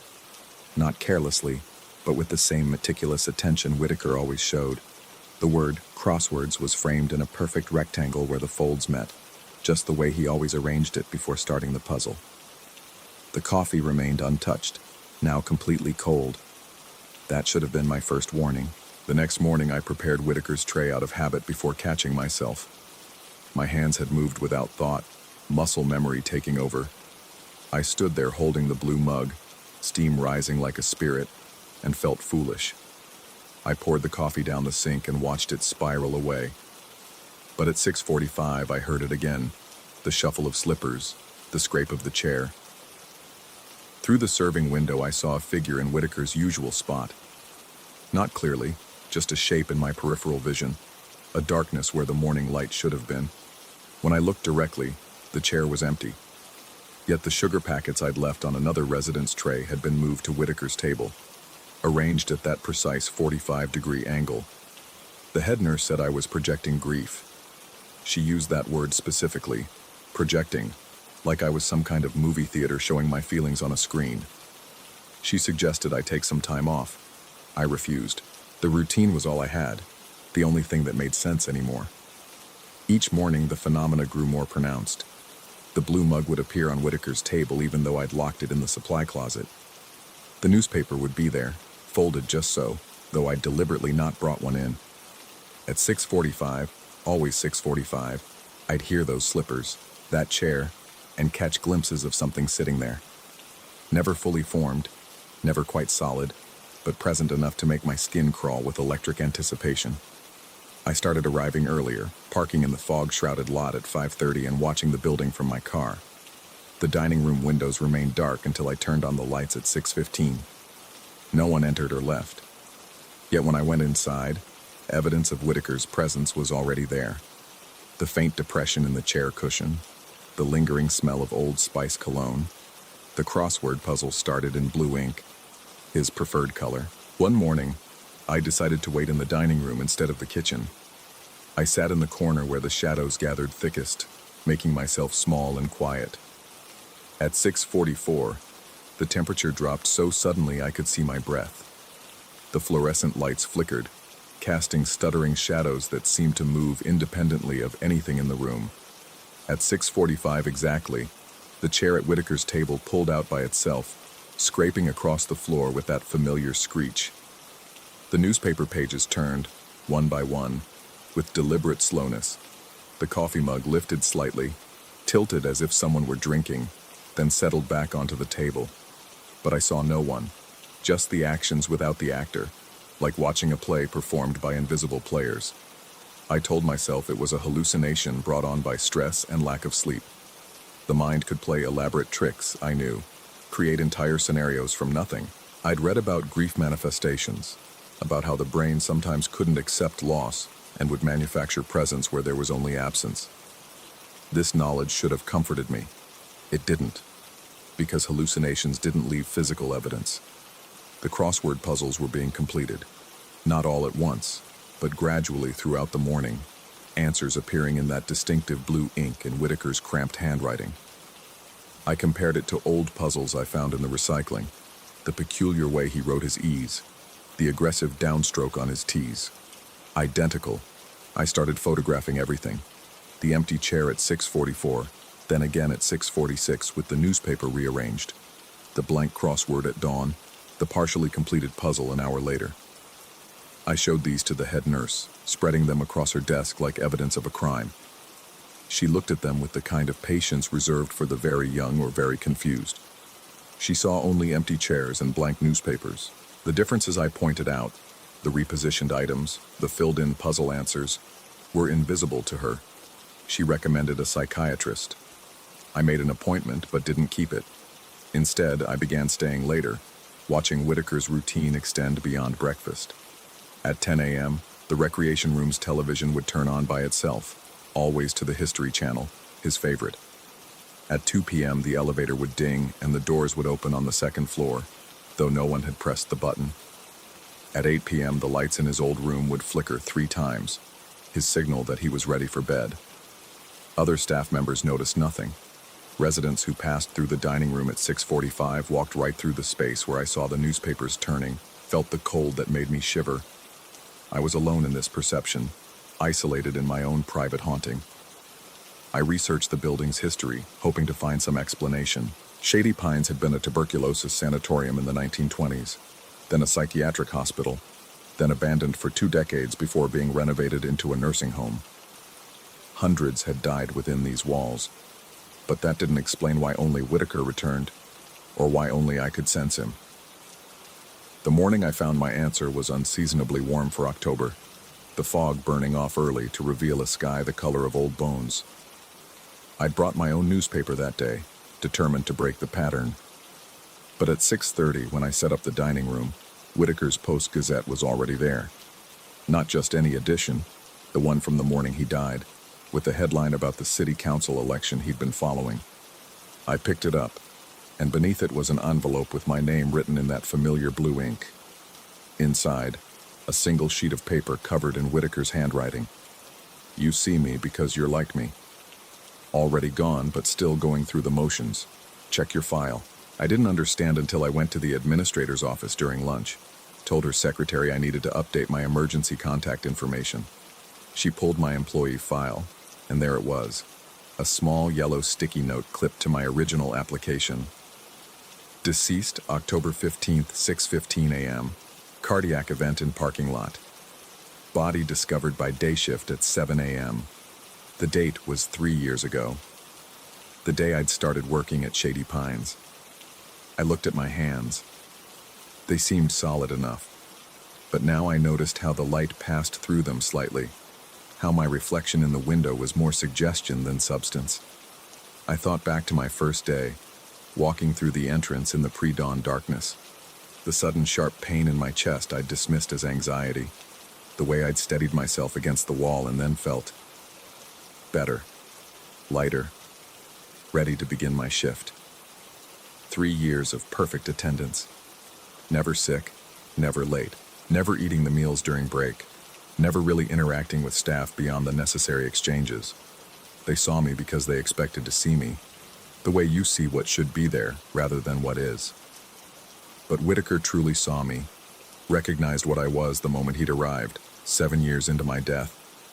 He'd never said anything, just included me in his routine, acknowledged me with that strange wave that wasn't really a wave but a recognition, one ghost to another. Now I understood why the head nurse's eyes had been red that morning, not just for Whitaker but for me. She'd been crying for me too, though she didn't consciously know it. Some part of her remembered finding my body in the parking lot, even if her mind had papered over it with the fiction of my continued employment. I still come to work every morning, still prepare the trays, still serve the residents who can't see me clearly but sense something in the periphery of their vision. Whitaker still arrives at 6:45, and we share the silence of our strange existence. He works his crossword puzzle while I stand at the serving window, watching the living world move around us like fish in an aquarium we can observe but never touch. Sometimes new staff members see us clearly for a moment before their minds adjust, before the rationalization kicks in. They'll stare at the empty dining room where we sit, rub their eyes, and look again to see nothing. Sometimes residents near death see us perfectly, nod in recognition before moving on to wherever we haven't been able to go. The fog still presses against the windows each morning, and I wonder if it's trying to get in, or if we're the ones pressing out, trapped in our routines like insects in amber. The fluorescent lights still hum their electric mosquito song, and I've realized it's not the lights at all. It's us. The frequency of our existence vibrating against the world we no longer quite belong to. I don't know if this is real, or if I'm sitting in a psychiatric ward somewhere, creating an elaborate delusion to avoid accepting something worse than death, the continuation of routine without meaning, purpose, or end. But every morning at 6:15, I begin my shift. Every morning at 6:45, Whitaker arrives, and every morning we pretend together that this is life, not its echo. The coffee never gets drunk, the crossword never gets finished, and the fog never quite clears from the windows, no matter how bright the day becomes. Story 9. The security monitors cast their cold blue glow across my face as I settled into another 12-hour shift at the Telfair Museum's Annex building. 3 weeks into this job, and I'd already memorized every creak of the old Savannah Mansion's bones, every whisper of air through the ventilation system. The building had been converted in the 1970s, a hasty job that left the original plumbing singing through the walls and the floors groaning under the weight of history they were never meant to bear. I checked my watch. 11:47 p.m. The motion sensor grid on my main monitor showed all green squares except one, a sudden red pulse from the second-floor bathroom. My coffee mug paused halfway to my lips. In 3 weeks, that sensor had never triggered after closing. The chair squeaked as I stood, clipping my flashlight to my belt. Protocol demanded visual confirmation of any anomaly. The narrow servants' staircase complained under my boots, each step announcing my presence to the empty halls above. The bathroom door stood closed at the end of the corridor, exactly as it should be. No light bleeding from beneath. I tried the handle.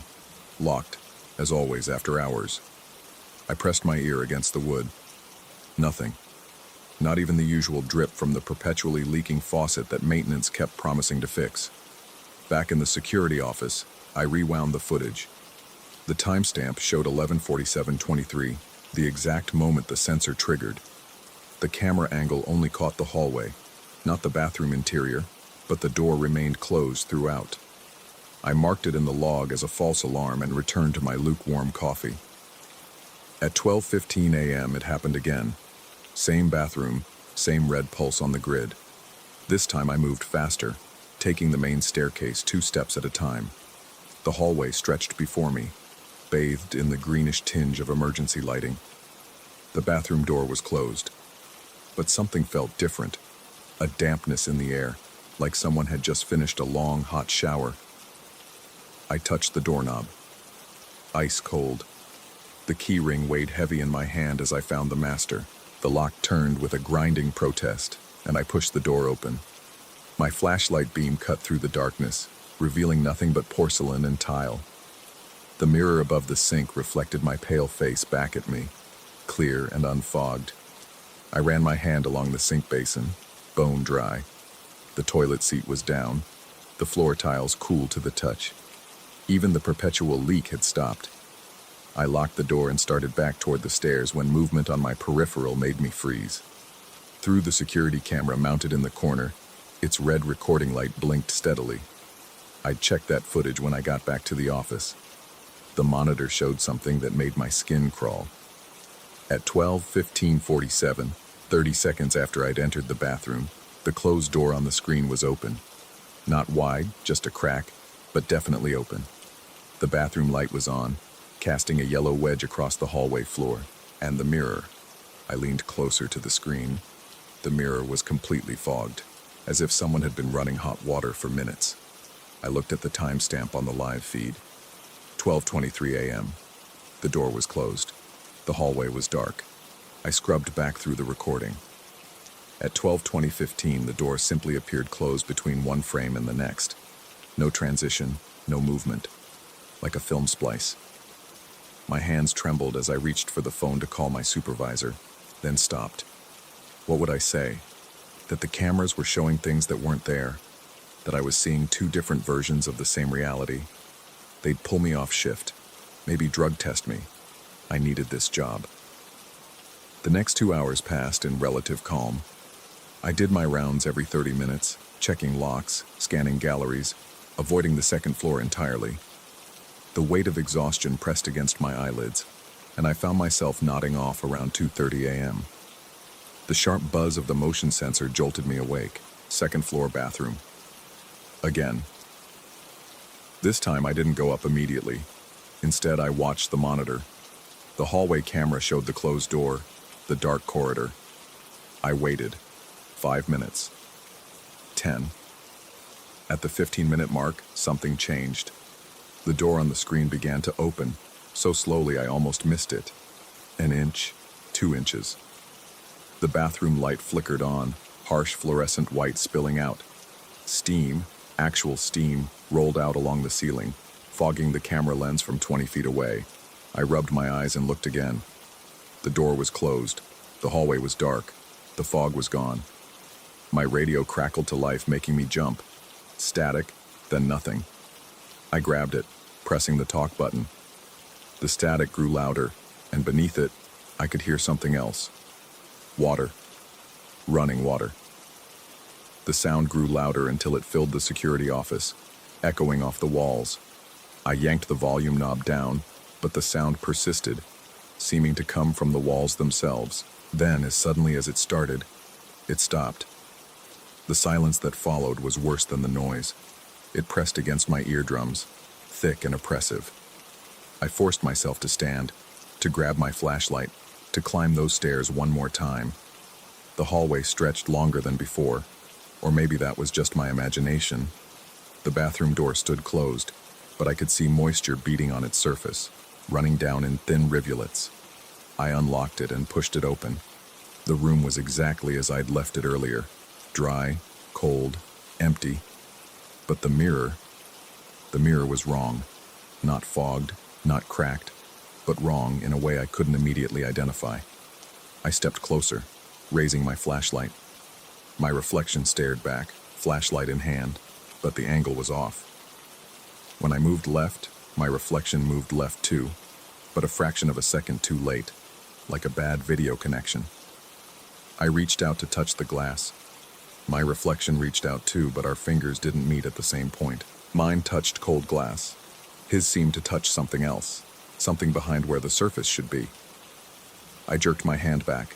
My reflection did too, but again, delayed. The curator found me the next morning, sitting in my car in the parking lot, my shift technically over but unable to bring myself to leave. She knocked on my window, her face creased with concern. She asked if everything had been all right during the night. I told her about the false alarms, keeping my voice steady, professional. She frowned and mentioned that maintenance had called about the water meter showing unusual usage overnight, nearly 50 gallons unaccounted for. Did I notice any leaks? Any running faucets? I shook my head, not trusting my voice. As we walked back toward the building together, discussing the scheduling for the next week, we passed the glass doors of the main entrance.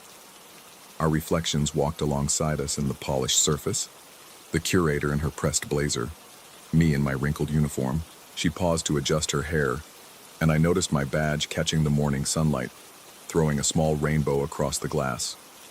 But in the reflection, where I should have been standing, there was only empty space beside her. Her reflection walked alone, talking animatedly to nothing, gesturing at air. My badge still glinted in the real world, pinned to my very real chest, but in that polished surface, I simply wasn't there. The curator continued talking, oblivious. I nodded along, making appropriate sounds of agreement, my eyes fixed on that impossible absence in the glass. When she finally went inside, I stood there for a long moment, studying every reflective surface I could find. Windows, car mirrors, puddles in the parking lot. In some I appeared normal. In others, I was a blur, a smudge, a distortion. And in a few, I wasn't there at all. I called in sick for my next shift, and the next. On the third day, the curator called to check on me. She mentioned, casually, that the new night guard had reported some strange sensor malfunctions in the second-floor bathroom. She laughed, said the building must be showing its age, asked if I'd experienced anything similar. I told her no, nothing at all. But I've been checking mirrors ever since. Department store dressing rooms, bathroom mirrors at restaurants, the rear-view mirror in my car. Sometimes I'm there, solid and real. Sometimes I'm fading, translucent, like an old photograph left in the sun. And sometimes, more often now, I'm not there at all. Last night I woke to the sound of running water in my apartment. The bathroom faucet was going full blast, the mirror completely fogged. I turned it off and wiped the condensation away with my sleeve. In the cleared glass, I saw my bathroom, my towels, my toothbrush on the counter. But not me.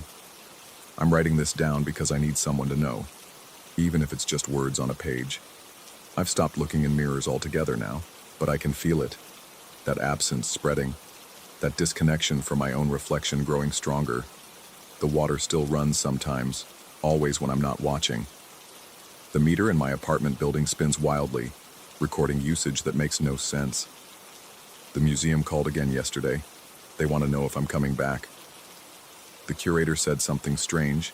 She mentioned that the security footage from my last few shifts was corrupted, showing empty hallways where the log indicated I'd done my rounds. She laughed nervously, made a joke about their old system needing an upgrade, but I know the truth. The cameras weren't malfunctioning. They were showing what was really there, or what wasn't. I've been thinking about that bathroom, about the water that runs without source, about the steam that exists in one reality but not another. I wonder if I crossed some boundary that night, stepped through a threshold I didn't know existed, or maybe I never left that bathroom at all. Maybe I'm still there, standing in front of that mirror, watching my reflection fade away 1 pixel at a time. The water is running again. I can hear it through the walls, through the floors, through the very air itself. It's calling me back, I think. Back to that museum, back to that bathroom, back to that mirror that shows the truth. I don't want to go, but I can feel myself getting lighter, less substantial. Yesterday, a woman walked right through me at the grocery store. Not into me, through me. She shivered, pulled her coat tighter, and kept walking. I'm going back tonight. Not as the night guard. That position has been filled, but the building knows me now, or maybe it's the other way around. Maybe I know the building, understand what it wants, what it needs. The water never stops running. Not really. It just moves between worlds, between reflections, between what is and what isn't. And I'm learning to move with it, to exist in that space between the mirror and the glass, between the camera and the screen, between the real and the reflected. If you ever visit that small museum in Savannah, avoid the second-floor bathroom after dark. And if you must use it, don't look in the mirror. Not because of what you might see, but because of what might not be there looking back. Story 10. The studio apartment cost less than a storage unit, which should have been my first warning. But graduate students can't afford to be suspicious of good deals, not in Seattle, not when every penny counts toward textbooks and instant ramen. The landlord, a woman who communicated only through text messages despite living 2 floors up, had been eager to rent it, sight unseen. I signed the lease digitally, moved in with 2 suitcases and a laptop, and told myself the musty smell would air out once I opened the windows. It didn't. The odor lingered, especially at night. Iron and wet cork, like old wine spilled on rust. I bought air fresheners, then candles, then an expensive HEPA filter that hummed constantly in the corner. Nothing helped. The smell seemed to seep from the walls themselves, stronger when the rain hammered against the single window that faced a brick wall 3 feet away. The studio was essentially 1 room with a closet and a bathroom so small I had to step sideways to reach the toilet. The closet bothered me from the start. The hanging bar was mounted at an odd height, too high for shirts, too low for coats. I had to fold everything or let it drag on the floor, but it was the door frame that truly unsettled me. Pencil marks climbed up the wood like a growth chart, but they were too close together, too frequent. Someone had measured themselves, or someone else, obsessively. The marks started at about 4 feet and climbed to nearly 6, dated in tiny, cramped handwriting I couldn't quite decipher. I tried to focus on my thesis. Urban planning, specifically the psychological effects of architectural constraints on behavior. Ironic, considering my own living situation. But the walls seemed to press closer each day, and concentration became impossible after dark. The building's sounds didn't help. Footsteps above that never quite matched the rhythm of normal walking. Pipes that groaned in sequences that almost formed patterns, like Morse code I couldn't decode. 3 weeks in, I found the mailbox. It was tucked behind a false panel in the hallway, painted over so many times it had nearly disappeared into the wall. My apartment number, 4B, was etched into the metal slot. Inside were 7 letters, no postmark, no return address. Each one began the same way. If you still live there. The first letter described the smell, how it gets stronger in winter, how you'll start tasting it in your food, metallic and earthy. The second warned about the closet measurements. Never add your own mark, never continue the sequence. The third told me about the sounds in the walls, how they're loudest during the new moon, how they're not pipes at all. I read them all in one sitting, my hands increasingly unsteady. Each letter grew more frantic, the handwriting deteriorating from neat script to desperate scratches. The fourth letter just repeated, "Don't look for it," 17 times. The fifth was mostly illegible, water-damaged or tear-stained. The sixth contained only numbers, coordinates maybe, or dates, or something else entirely. The seventh letter was different, calmer, resigned. If you still live there, you've probably found the rest by now. You're wondering if you should leave. You won't. We never do. The rent is too good, the location too convenient. You'll make excuses. You'll rationalize. You'll think you're stronger than whatever this is. But listen carefully. Don't open the lower compartment. There isn't one, you'll tell yourself. You're right. There isn't. Not yet. But you'll start looking for it anyway. Behind the refrigerator, under the sink, in the corners where the baseboards don't quite meet. You'll tap on walls listening for hollow spaces. You'll measure the room and find the dimensions don't add up. 8 inches missing here, a foot gone there. You'll become obsessed with finding what doesn't exist. And then one night, probably around 3 a.m., you'll hear something shift. A settling, you'll think. Buildings settle, but you'll check anyway. And you'll find it. The lower compartment, right where it's always been. Right where it never was. Don't open it. Pack your things. Leave. Tonight. I laughed. A sharp, nervous sound that echoed wrong in the small space. The letter was clearly a prank, some previous tenant's idea of a joke. I crumpled them all and threw them away. But I kept thinking about the measurements. That night, I got out my tape measure. The room was supposed to be 350 square feet according to the listing. It wasn't. Even accounting for the walls, I was missing nearly 40 square feet. I measured again. Different numbers. A third time. Different still. The room was shifting, or I was losing my ability to measure accurately. I told myself it was stress, thesis deadlines, too much coffee and not enough sleep. The smell got worse. I started sleeping at the library, but security kicked me out at 2 a.m. I tried friends' couches, but I'd alienated most of them with my increasingly erratic behavior. They said I smelled strange, like iron and cork. They said I kept measuring things with my eyes, counting steps, tapping on their walls. They were right. I was. Back in the studio, I became systematic. I mapped every inch of the space, drew blueprints, calculated volume. The numbers never matched twice. The closet was the worst. Its depth changed, depending on the time of day, as if it were breathing. The marks on the doorframe had multiplied. I hadn't added any, I was certain, but there they were. Fresh pencil lines climbing higher, dated in my handwriting. I stopped sleeping entirely. On the 7th night of insomnia, the baseboard in the corner loosened. Not dramatically, just a subtle shift, like a sigh. I should have left it alone. Should have packed immediately, found a hotel, broken the lease. Instead, I knelt down and pulled. The wood came away easily. too easily, as if it had been waiting. Behind it was a space exactly the size of a human body in fetal position. The lower compartment. Right where it had always been. Right where it never was. Inside was a canvas bag, military surplus, worn soft with age. I reached in, my arm extending further than should have been possible given the wall's dimensions, and pulled it out. The bag weighed nothing and everything simultaneously. I opened it. A library card, my university. But the photo wasn't me. Not exactly. It was someone who looked like me if I'd been stretched and compressed, measured and remeasured until the proportions were all wrong. The name was mine spelled backward. The expiration date was yesterday, or tomorrow. The numbers kept changing. Under the card was a notebook filled with measurements, heights, weights, distances, volumes, pages and pages of numbers that described a human body broken down into data points.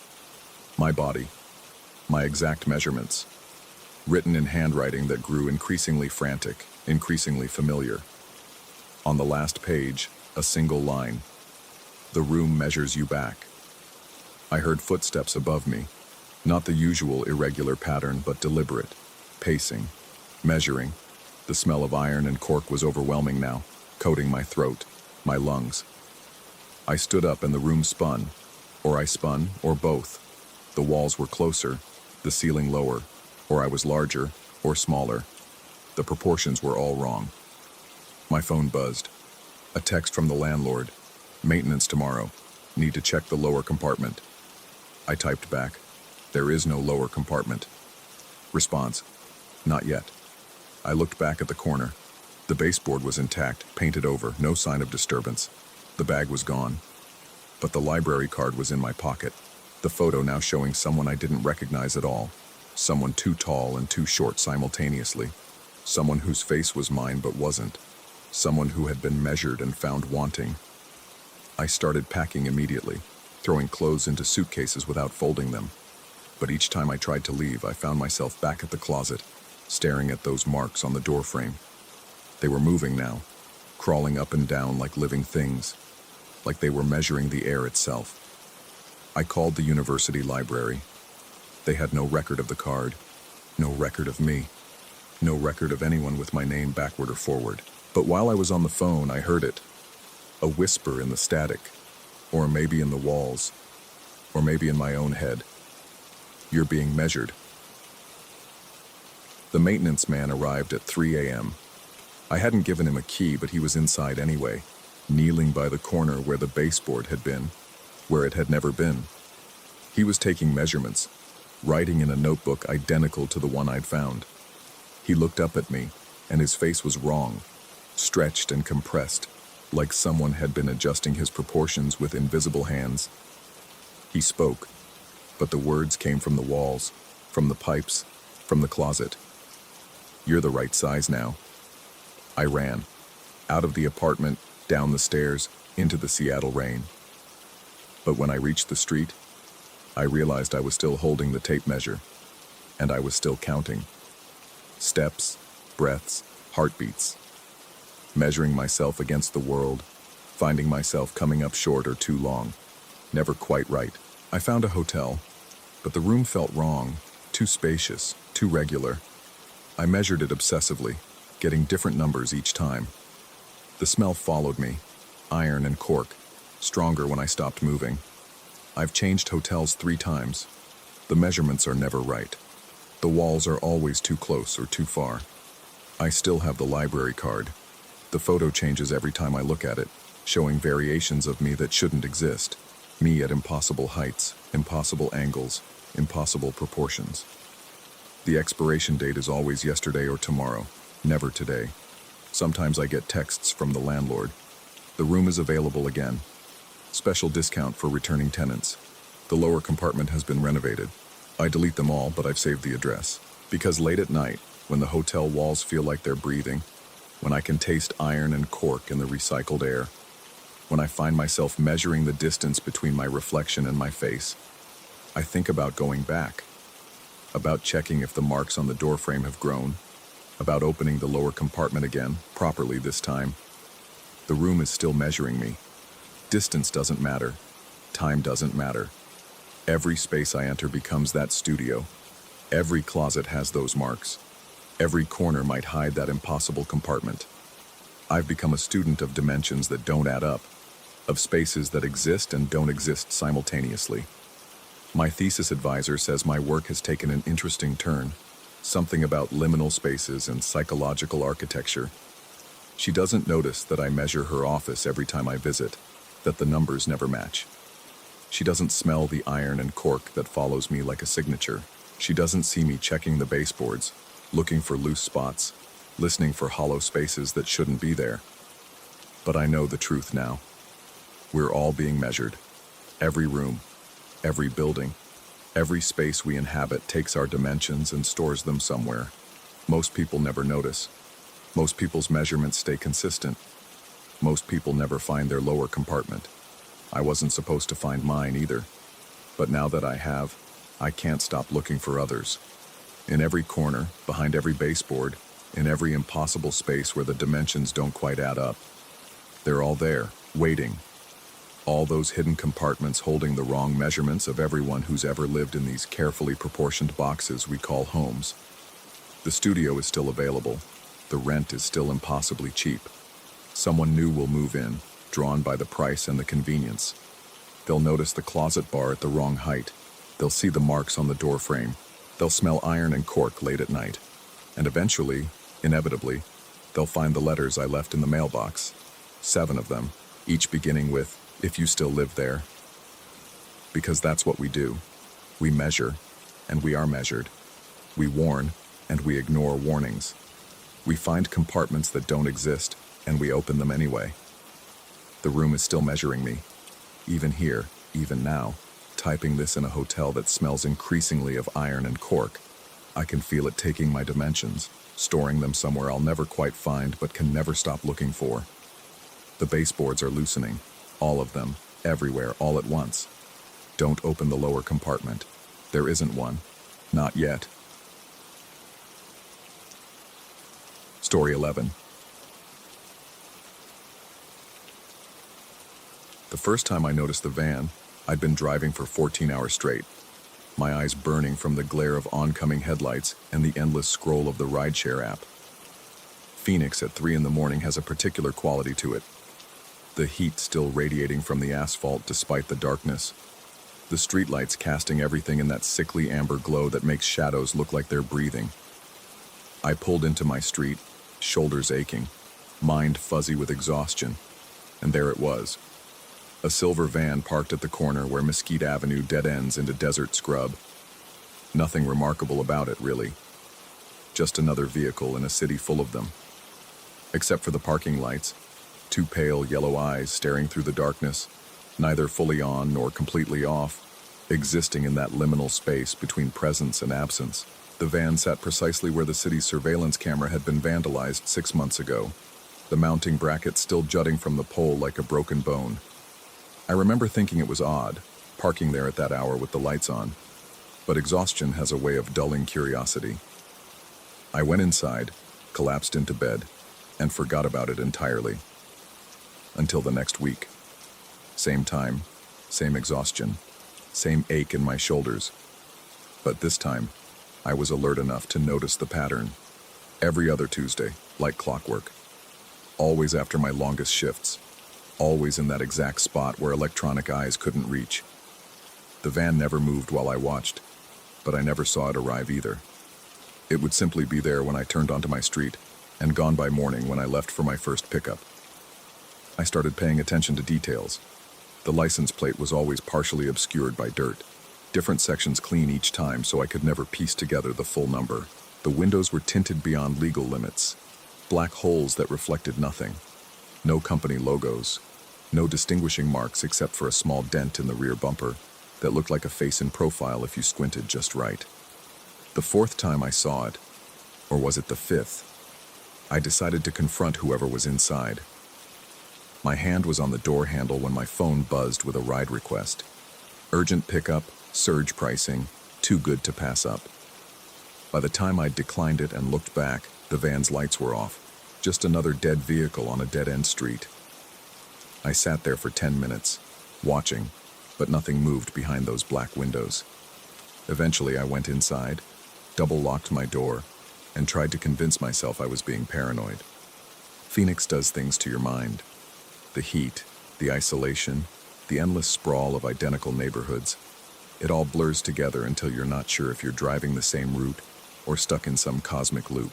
The rideshare app becomes your only anchor to reality, each ping a confirmation that yes, you exist, yes, people need you, yes, you're moving through space and time like everyone else. But the van started appearing in my peripheral vision during rides. I'd glimpse silver in my mirror, check again, and find nothing. Or I'd see it 3 cars back at a red light, only to lose it when the light turned green.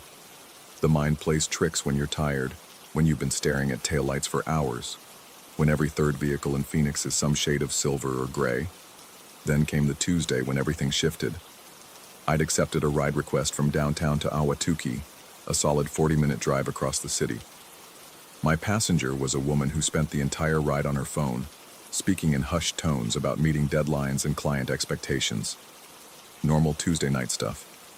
I dropped her at a gated community, waited for the 5-star rating that never came, and started the drive back.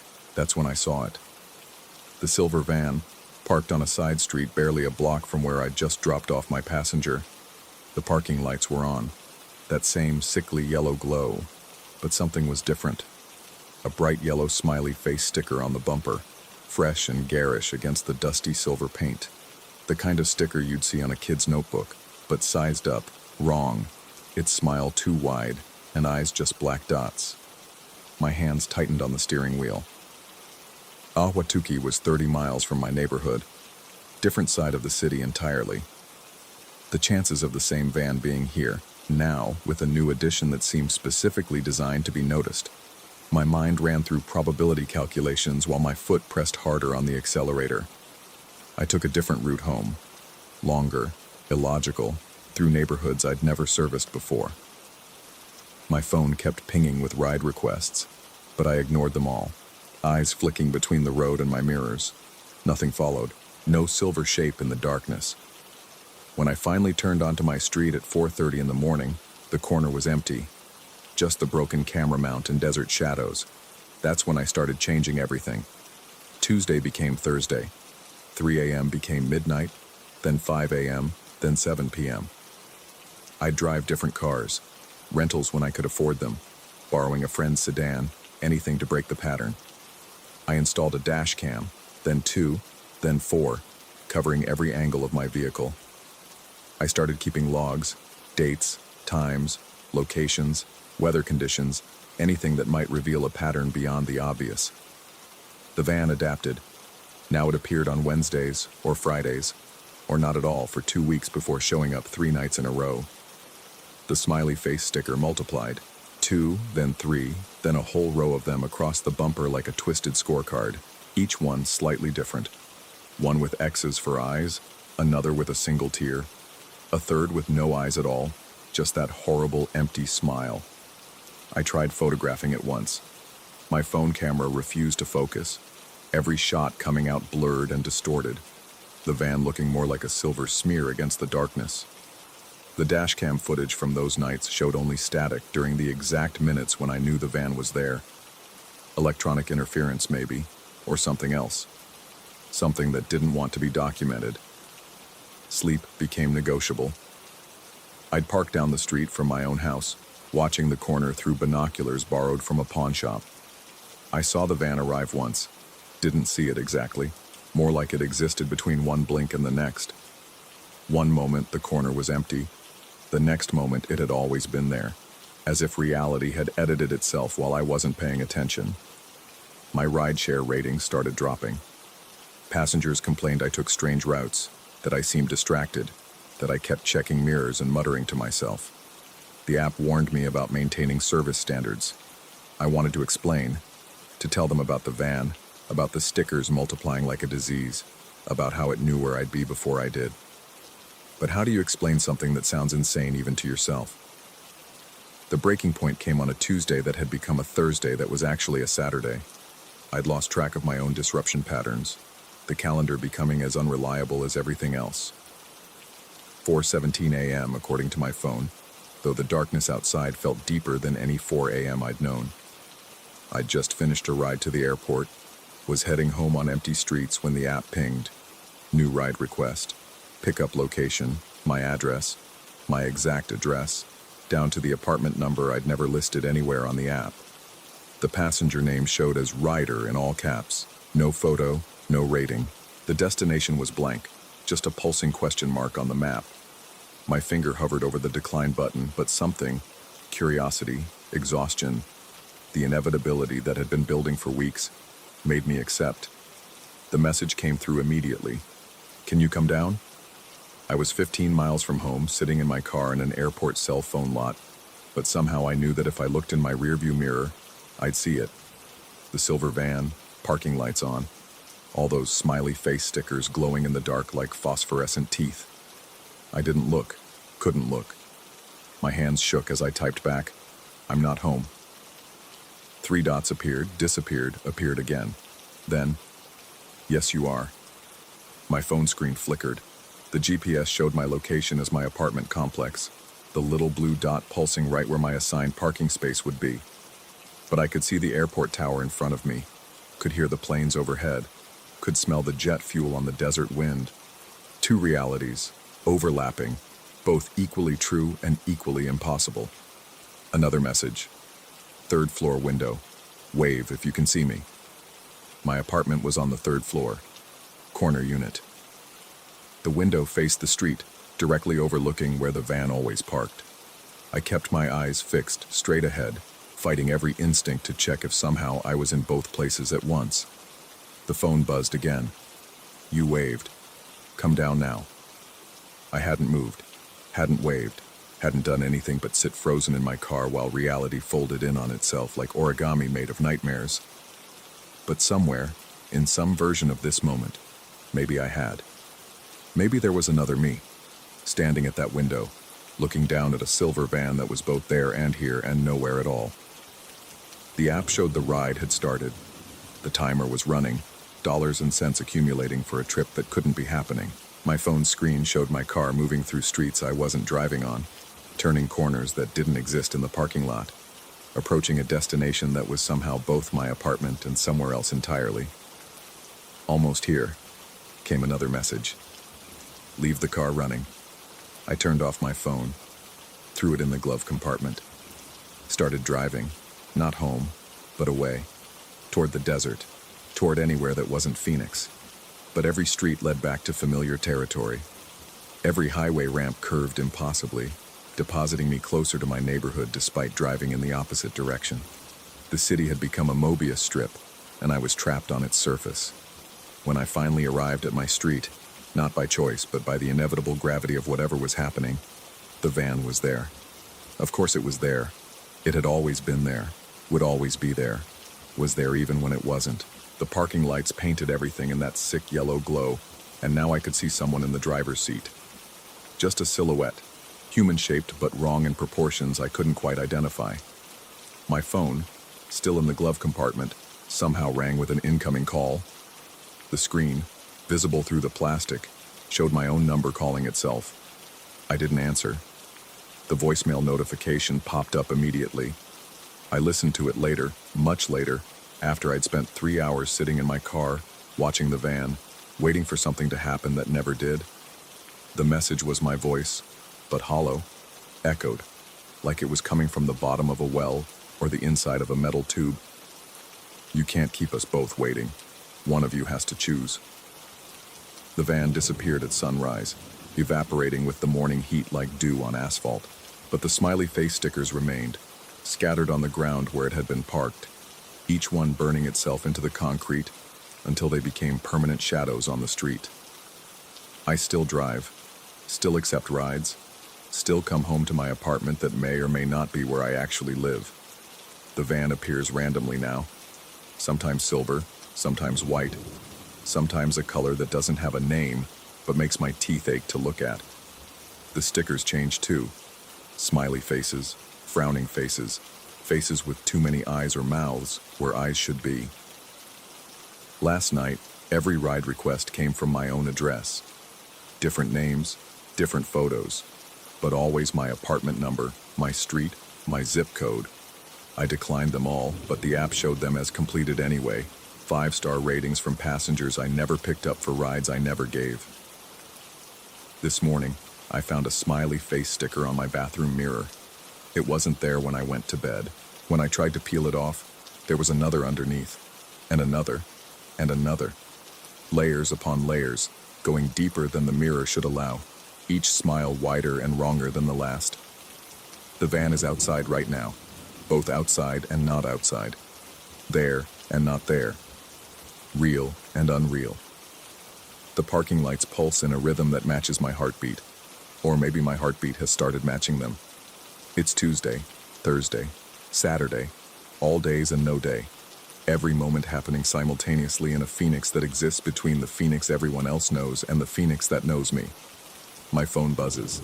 Another ride request. The pickup location is inside my apartment. Not at my apartment. Inside it. The coordinates place it exactly where I'm standing, as if the passenger is occupying the same space I am, waiting in a dimension just slightly offset from mine. I accept the ride. I always accept the ride, even when I decline. I've already accepted it somewhere else. Someone else in the Phoenix that exists in the silver van's reflection, in the space between the smiley face stickers, in the gap where the city camera can't see. The message comes through. Look in the mirror. I don't want to, but I already have, will have, am having. In the reflection, I'm not alone. I'm never alone. The passenger has always been here, waiting in the spaces between seconds, patient as Phoenix heat, inevitable as that silver van parked where surveillance fails. I can't see their face clearly. It keeps shifting, features rearranging like they're being viewed through water or heat shimmer. But they're smiling. Of course they're smiling. That same too-wide smile from the stickers, from the messages, from the voicemails I leave myself from numbers that don't exist. The app shows the ride has been completed. 5 stars. Generous tip. Comment. Thanks for the ride. See you next Tuesday. It's always next Tuesday in Phoenix. Always that silver van. Always those parking lights watching. Always someone waiting for a ride that's already over, already beginning. Never quite either. I still drive. What else can I do? The city needs its drivers. The app needs its vehicles. The van needs its witness. We're all part of the same system now. The same loop. The same ride that never ends in a Phoenix that never sleeps. Where the heat makes you see things that aren't there until they are. Where every street leads back to that corner where the camera can't see. Where the silver van waits with its parking lights on, and its stickers multiplying and its passenger, who might be me, might be you, might be everyone who's ever driven too long into the desert night and wondered if they ever really made it home. The sun is rising now, or setting. In Phoenix, sometimes it's hard to tell the difference. The van will be gone soon, or it will have never left, or it will be everywhere at once, silver bleeding into the heat shimmer until the whole city is just one big parking light. Watching, waiting, smiling that horrible empty smile. My phone buzzes. New ride request. I always accept.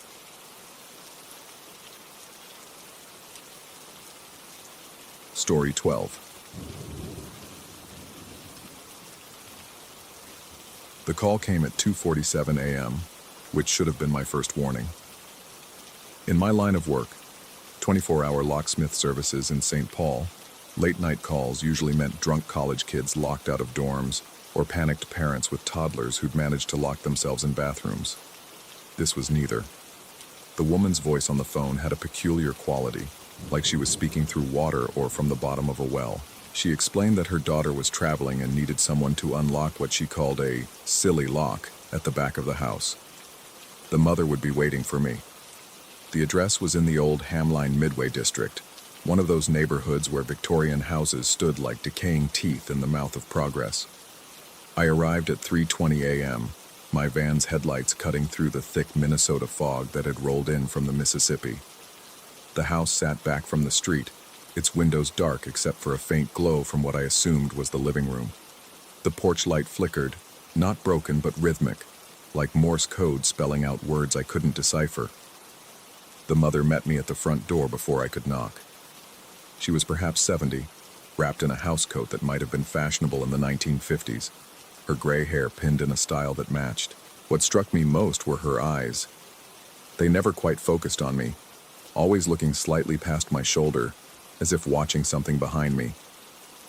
She led me through the house without speaking, and I followed, my tool bag creating a metallic symphony with each step. The interior smelled of old wallpaper and something else, something organic and sweet, like overripe fruit left too long in summer heat. Family photos lined the hallway, but in the dim light, I couldn't make out the faces.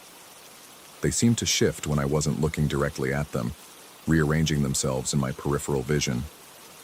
The back door was solid oak, probably original to the house. The lock was indeed unusual, a vintage mortise lock that I'd only seen in architectural salvage yards. The mother stood behind me as I knelt to examine it, and I could feel her presence like a weight on my shoulders, pressing down with more force than her frail frame should possess. I inserted my pick and tension wrench, feeling for the pins. The lock was cold, far colder than the ambient temperature warranted, and my fingers began to numb almost immediately. I worked the pins, but something was wrong. They moved, but not in any pattern I recognized. It was as if the internal mechanism was rearranging itself with each attempt, learning my techniques and countering them. That's when I noticed the light. Through the crack under the door, I could see light from what the mother had mentioned was the living room, a light she thought her daughter might have left on. But it wasn't steady. It pulsed and dimmed, brightened and faded, like someone was playing with a dimmer switch. Slow at first, then faster, then slow again. The pattern made my stomach turn, though I couldn't say why. I tried my electric pick gun next. The moment it touched the lock, the tool died.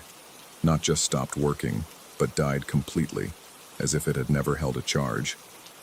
The battery compartment was ice cold, and when I opened it, frost had formed on the contacts. The mother remained silent behind me, but I could hear her breathing. Deep, rhythmic, almost mechanical.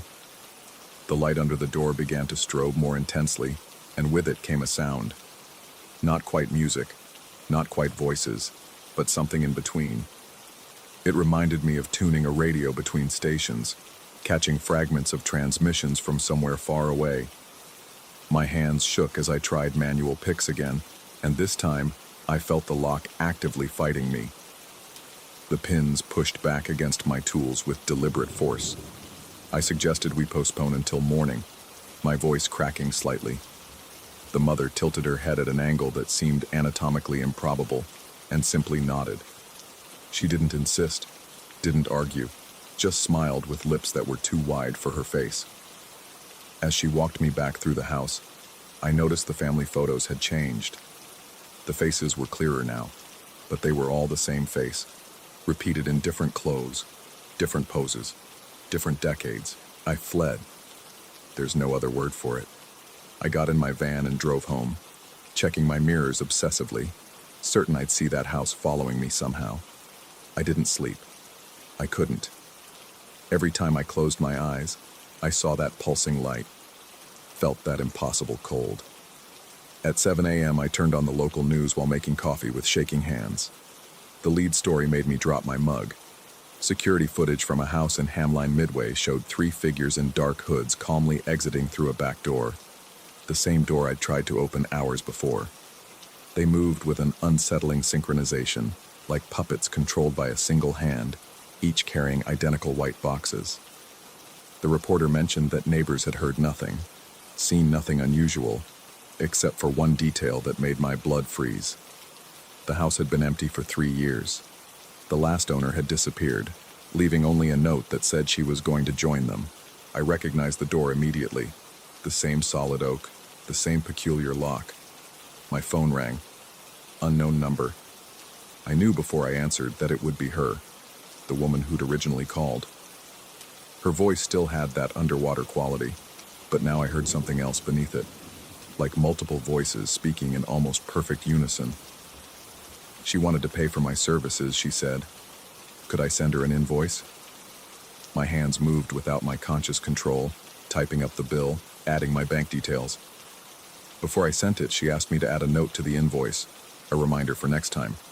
Her exact words burned themselves into my memory. Next time, don't knock. They like silence. I added the note and sent the invoice.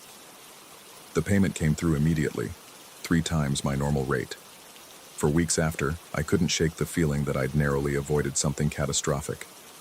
I stopped taking night calls. I had the locks on my own doors changed twice, then 3 times, but sometimes, late at night, I'd hear my doorknob turn slowly, testing. I'd see shadows under my door that moved wrong, that had too many angles. And once, just once, I found frost on my bedroom lock in the middle of July. I've started researching the house. What I've found doesn't help me sleep. There are records going back to 1892 of people being called to that address for various services. Plumbing, electrical work, pest control.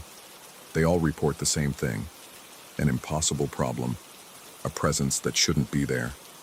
And always, always, that pulsing light. Many of them disappeared within a year of their visit. The ones who didn't, they changed. Their families reported they became distant, that they would stand at windows for hours watching nothing, that they spoke of them without ever explaining who them were.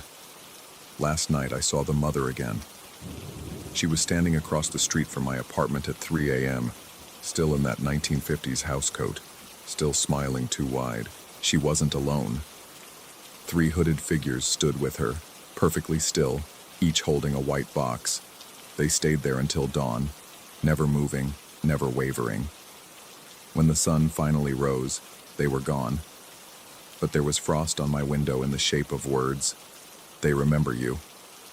The invoice was paid again this morning, triple the amount, though I never sent another one. The transaction note said only, for future services. I'm writing this because I need someone to know in case I disappear like the others. Or worse, in case I don't disappear but become something else. Something that stands too still and smiles too wide and speaks of them in voices that aren't quite human. The lock on my apartment door turned by itself again last night.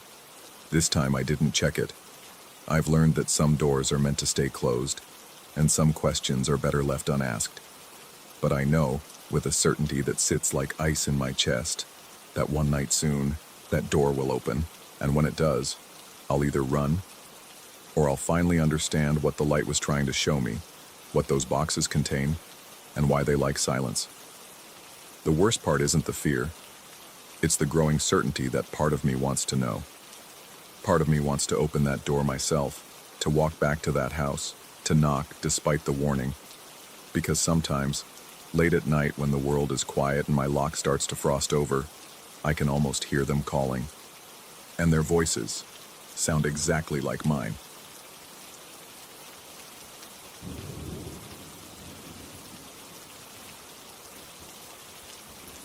Story 13.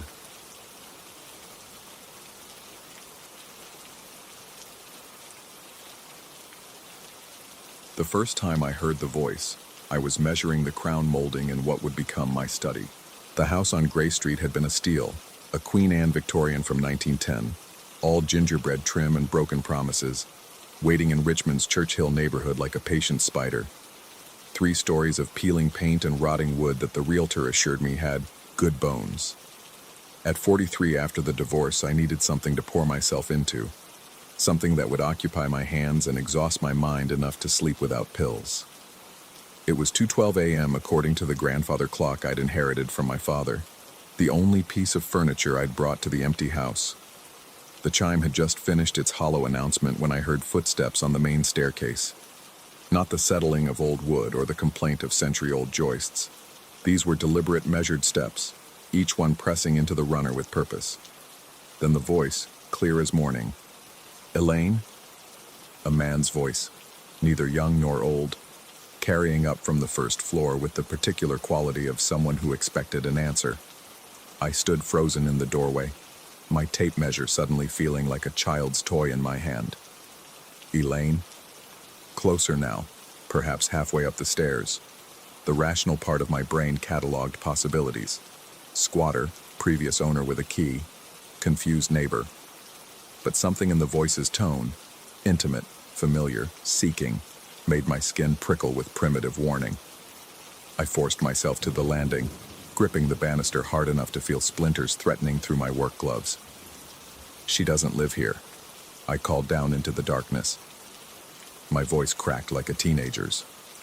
Silence stretched for 3 heartbeats. Then, from perhaps 5 steps below where I couldn't see, "Yes, she does." The footsteps resumed their climb. I backed away from the landing, my heel catching on a loose floorboard that groaned in protest. But when I gathered courage to look again, the staircase was empty. No shadow, no sound, nothing but the house's usual repertoire of complaints. I told myself it was exhaustion. 3 weeks of 16-hour renovation days, breathing in decades of dust and God knows what else. The brain plays tricks when it's tired. I went back to my measuring, but my hands shook too badly to read the numbers. The next night, I was ready. I'd installed motion sensors on the stairs and a camera at the landing, connecting everything to my laptop. At 2:10, I positioned myself in the hallway watching the feed.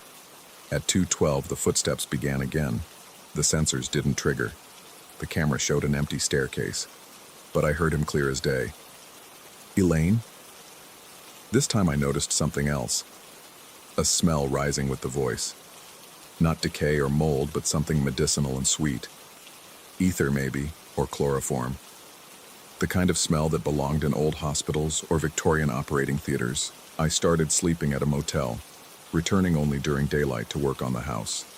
But curiosity is a terrible thing, especially when mixed with the particular masculine stubbornness that refuses to be driven from one's own property. After a week, I decided to research the house's history. The Richmond Library's archives yielded little at first. Property records showed a succession of unremarkable owners, families who stayed a few years, then moved on. But in the newspaper morgue, hunting through boxes of yellowed clippings, I found something that made my hands go cold. An advertisement from 1913, rooms to let, Mrs. Elaine's respectable boarding house for gentlemen, 1447 Gray Street, weekly rates, discretion assured. Elaine. I drove back to the house with the printout trembling on my passenger seat. The second-floor hallway had been my next project. 3 layers of wallpaper dating back decades, each one hiding the sins of the previous.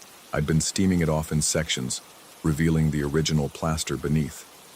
Now I attacked it with new purpose, pulling away sheets of roses and stripes and geometric patterns. Behind the 3rd layer, near the floor by the back bedroom, I found it, penciled directly on the plaster in a careful, feminine hand. "If anyone hears my name, don't come down." The wallpaper came away in my hands like old skin. That night, I couldn't stay away. I sat on the landing at 2 a.m. waiting.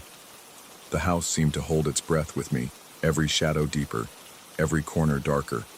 The grandfather clock's ticking became thunderous.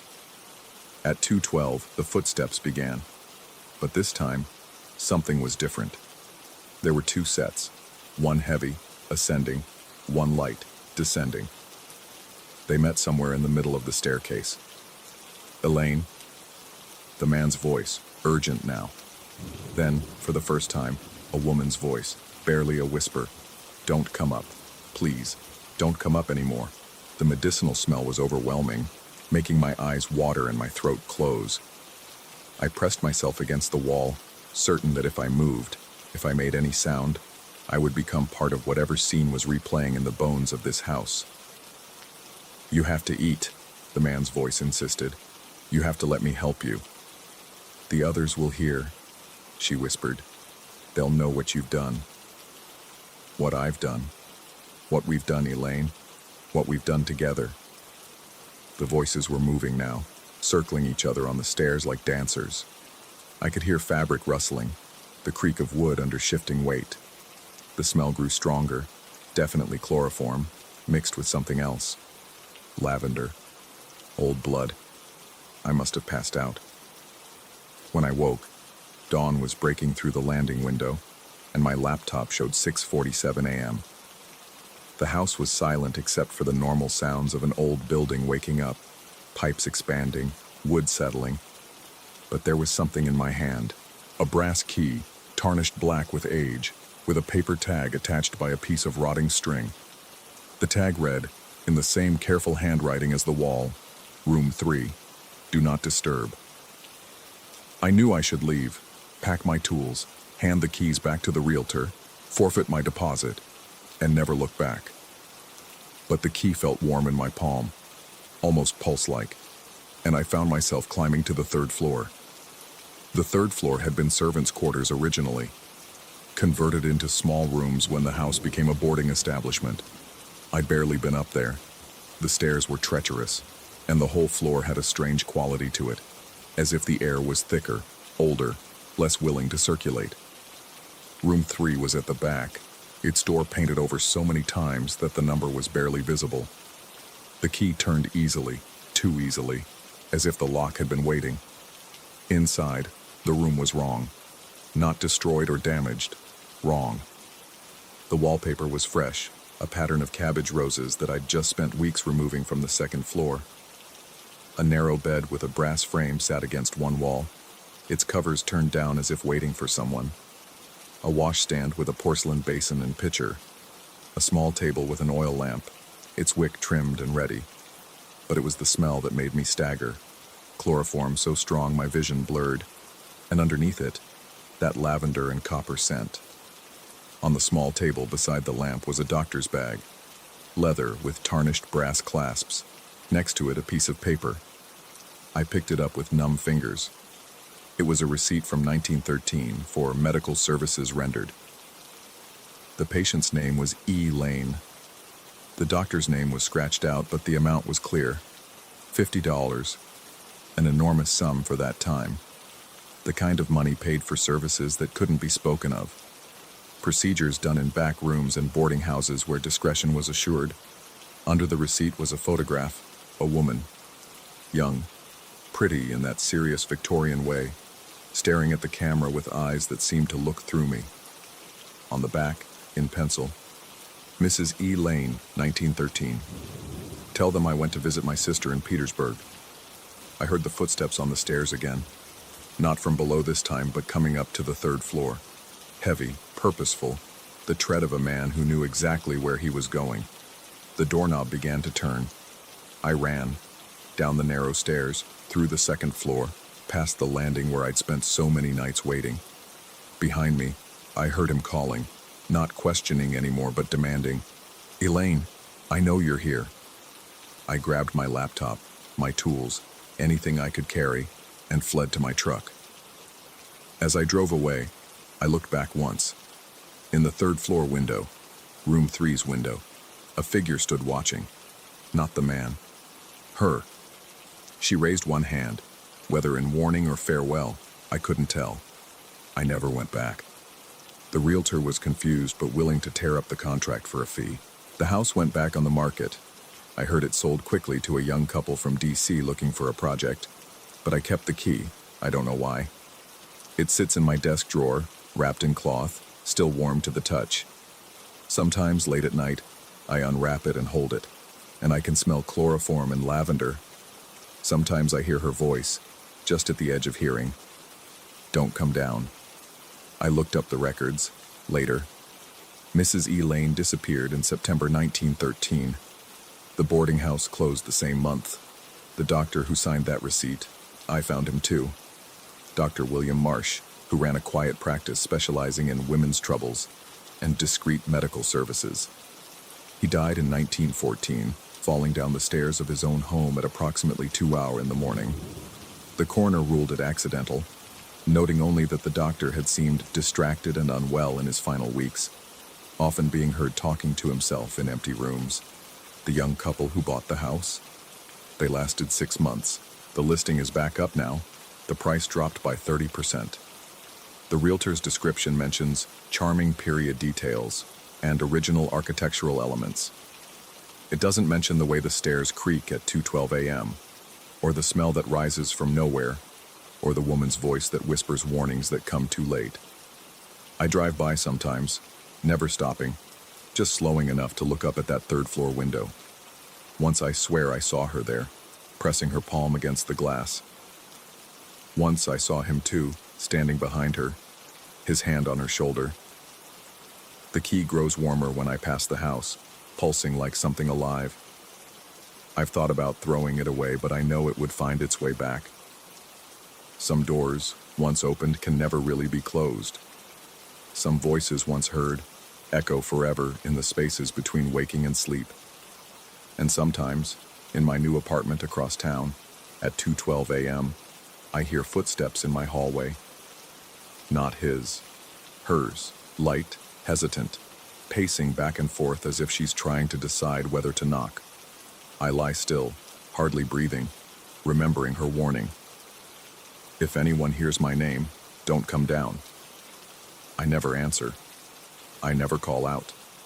But I know she's there, waiting in the darkness beyond my door, forever caught between rooms, between floors, between whatever happened in 1913 and whatever continues to happen in that house on Gray Street. The key sits in my drawer, warm and waiting. Sometimes I think about going back, using it one more time, seeing what really lies behind that door. But then I remember the smell of chloroform, the weight of footsteps on old stairs, and the sound of a man's voice calling for a woman who can never quite escape. Some houses aren't haunted by the dead. They're haunted by moments, terrible, irreversible moments that stain the very wood and plaster, playing out again and again like a record with a broken groove. The house on Gray Street is one of those places, and Mrs. E. Lane, whatever she was, whatever was done to her or what she did, is its permanent resident. I still have the key. It's still warm. And every night at 2:12 a.m., I wonder what would happen if I answered when she finally knocks.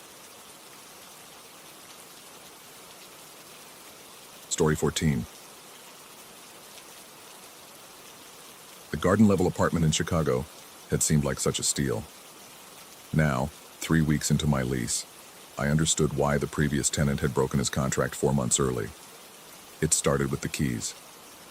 I'd been dead asleep when my keychain slipped off the nightstand at 3:17 a.m., hitting the hardwood floor with a metallic clatter that shouldn't have been loud enough to wake me.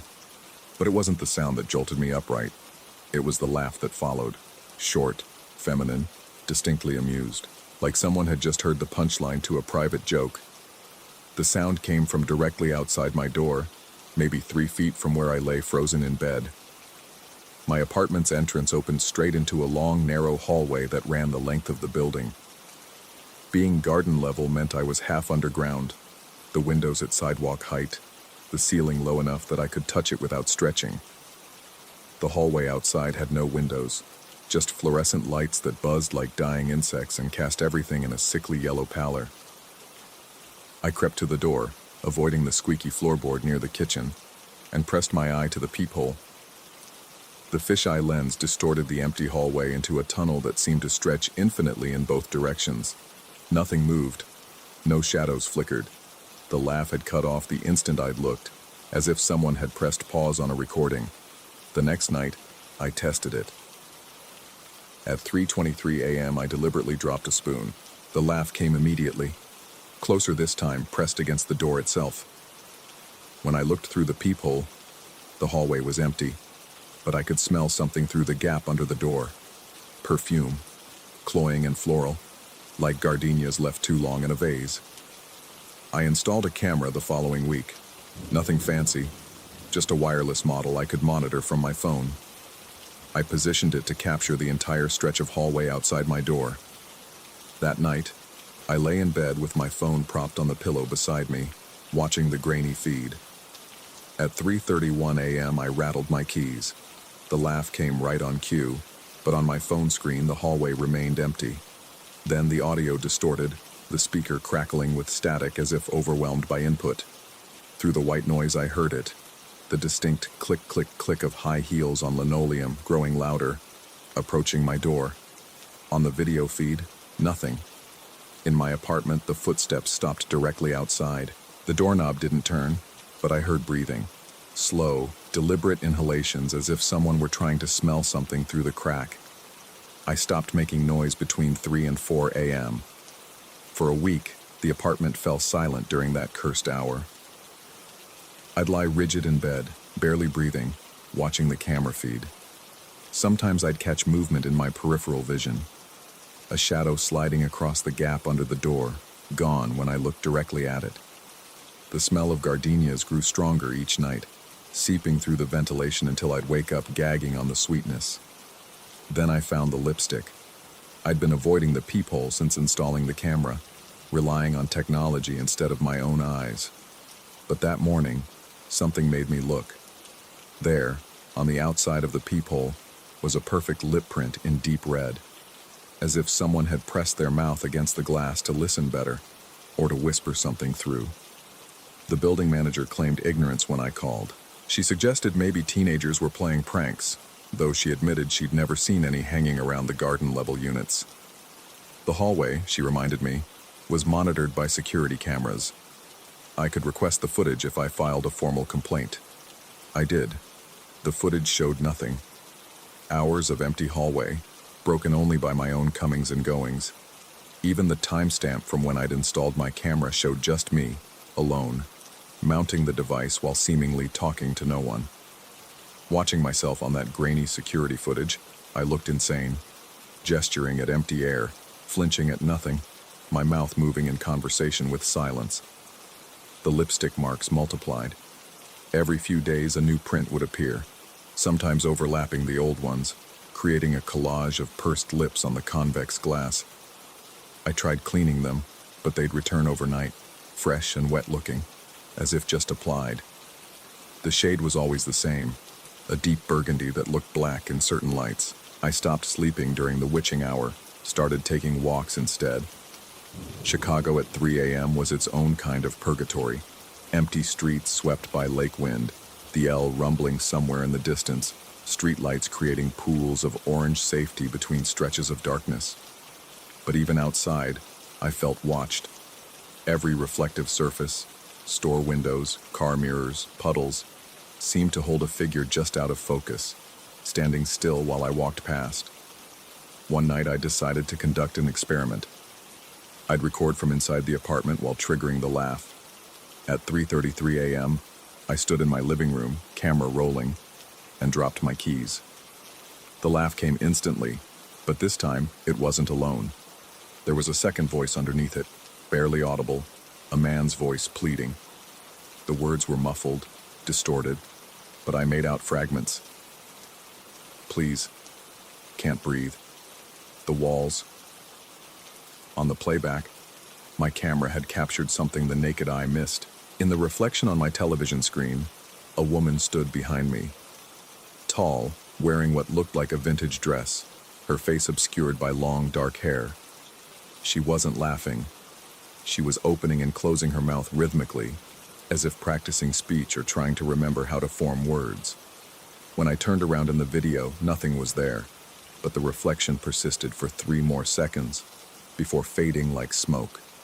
I researched the building's history. Built in 1953, converted to apartments in the 70s. Nothing unusual in the public records, but I found an old forum post from 2011. A woman claiming to be a former tenant described experiences identical to mine. The laugh at 3 a.m., the lipstick marks, the sensation of being watched. She'd moved out after 6 months, she wrote, when she'd started finding long, dark hairs in her bed that weren't hers. The post had no replies, and the account had been deleted. The distinction between sleeping and waking began to blur.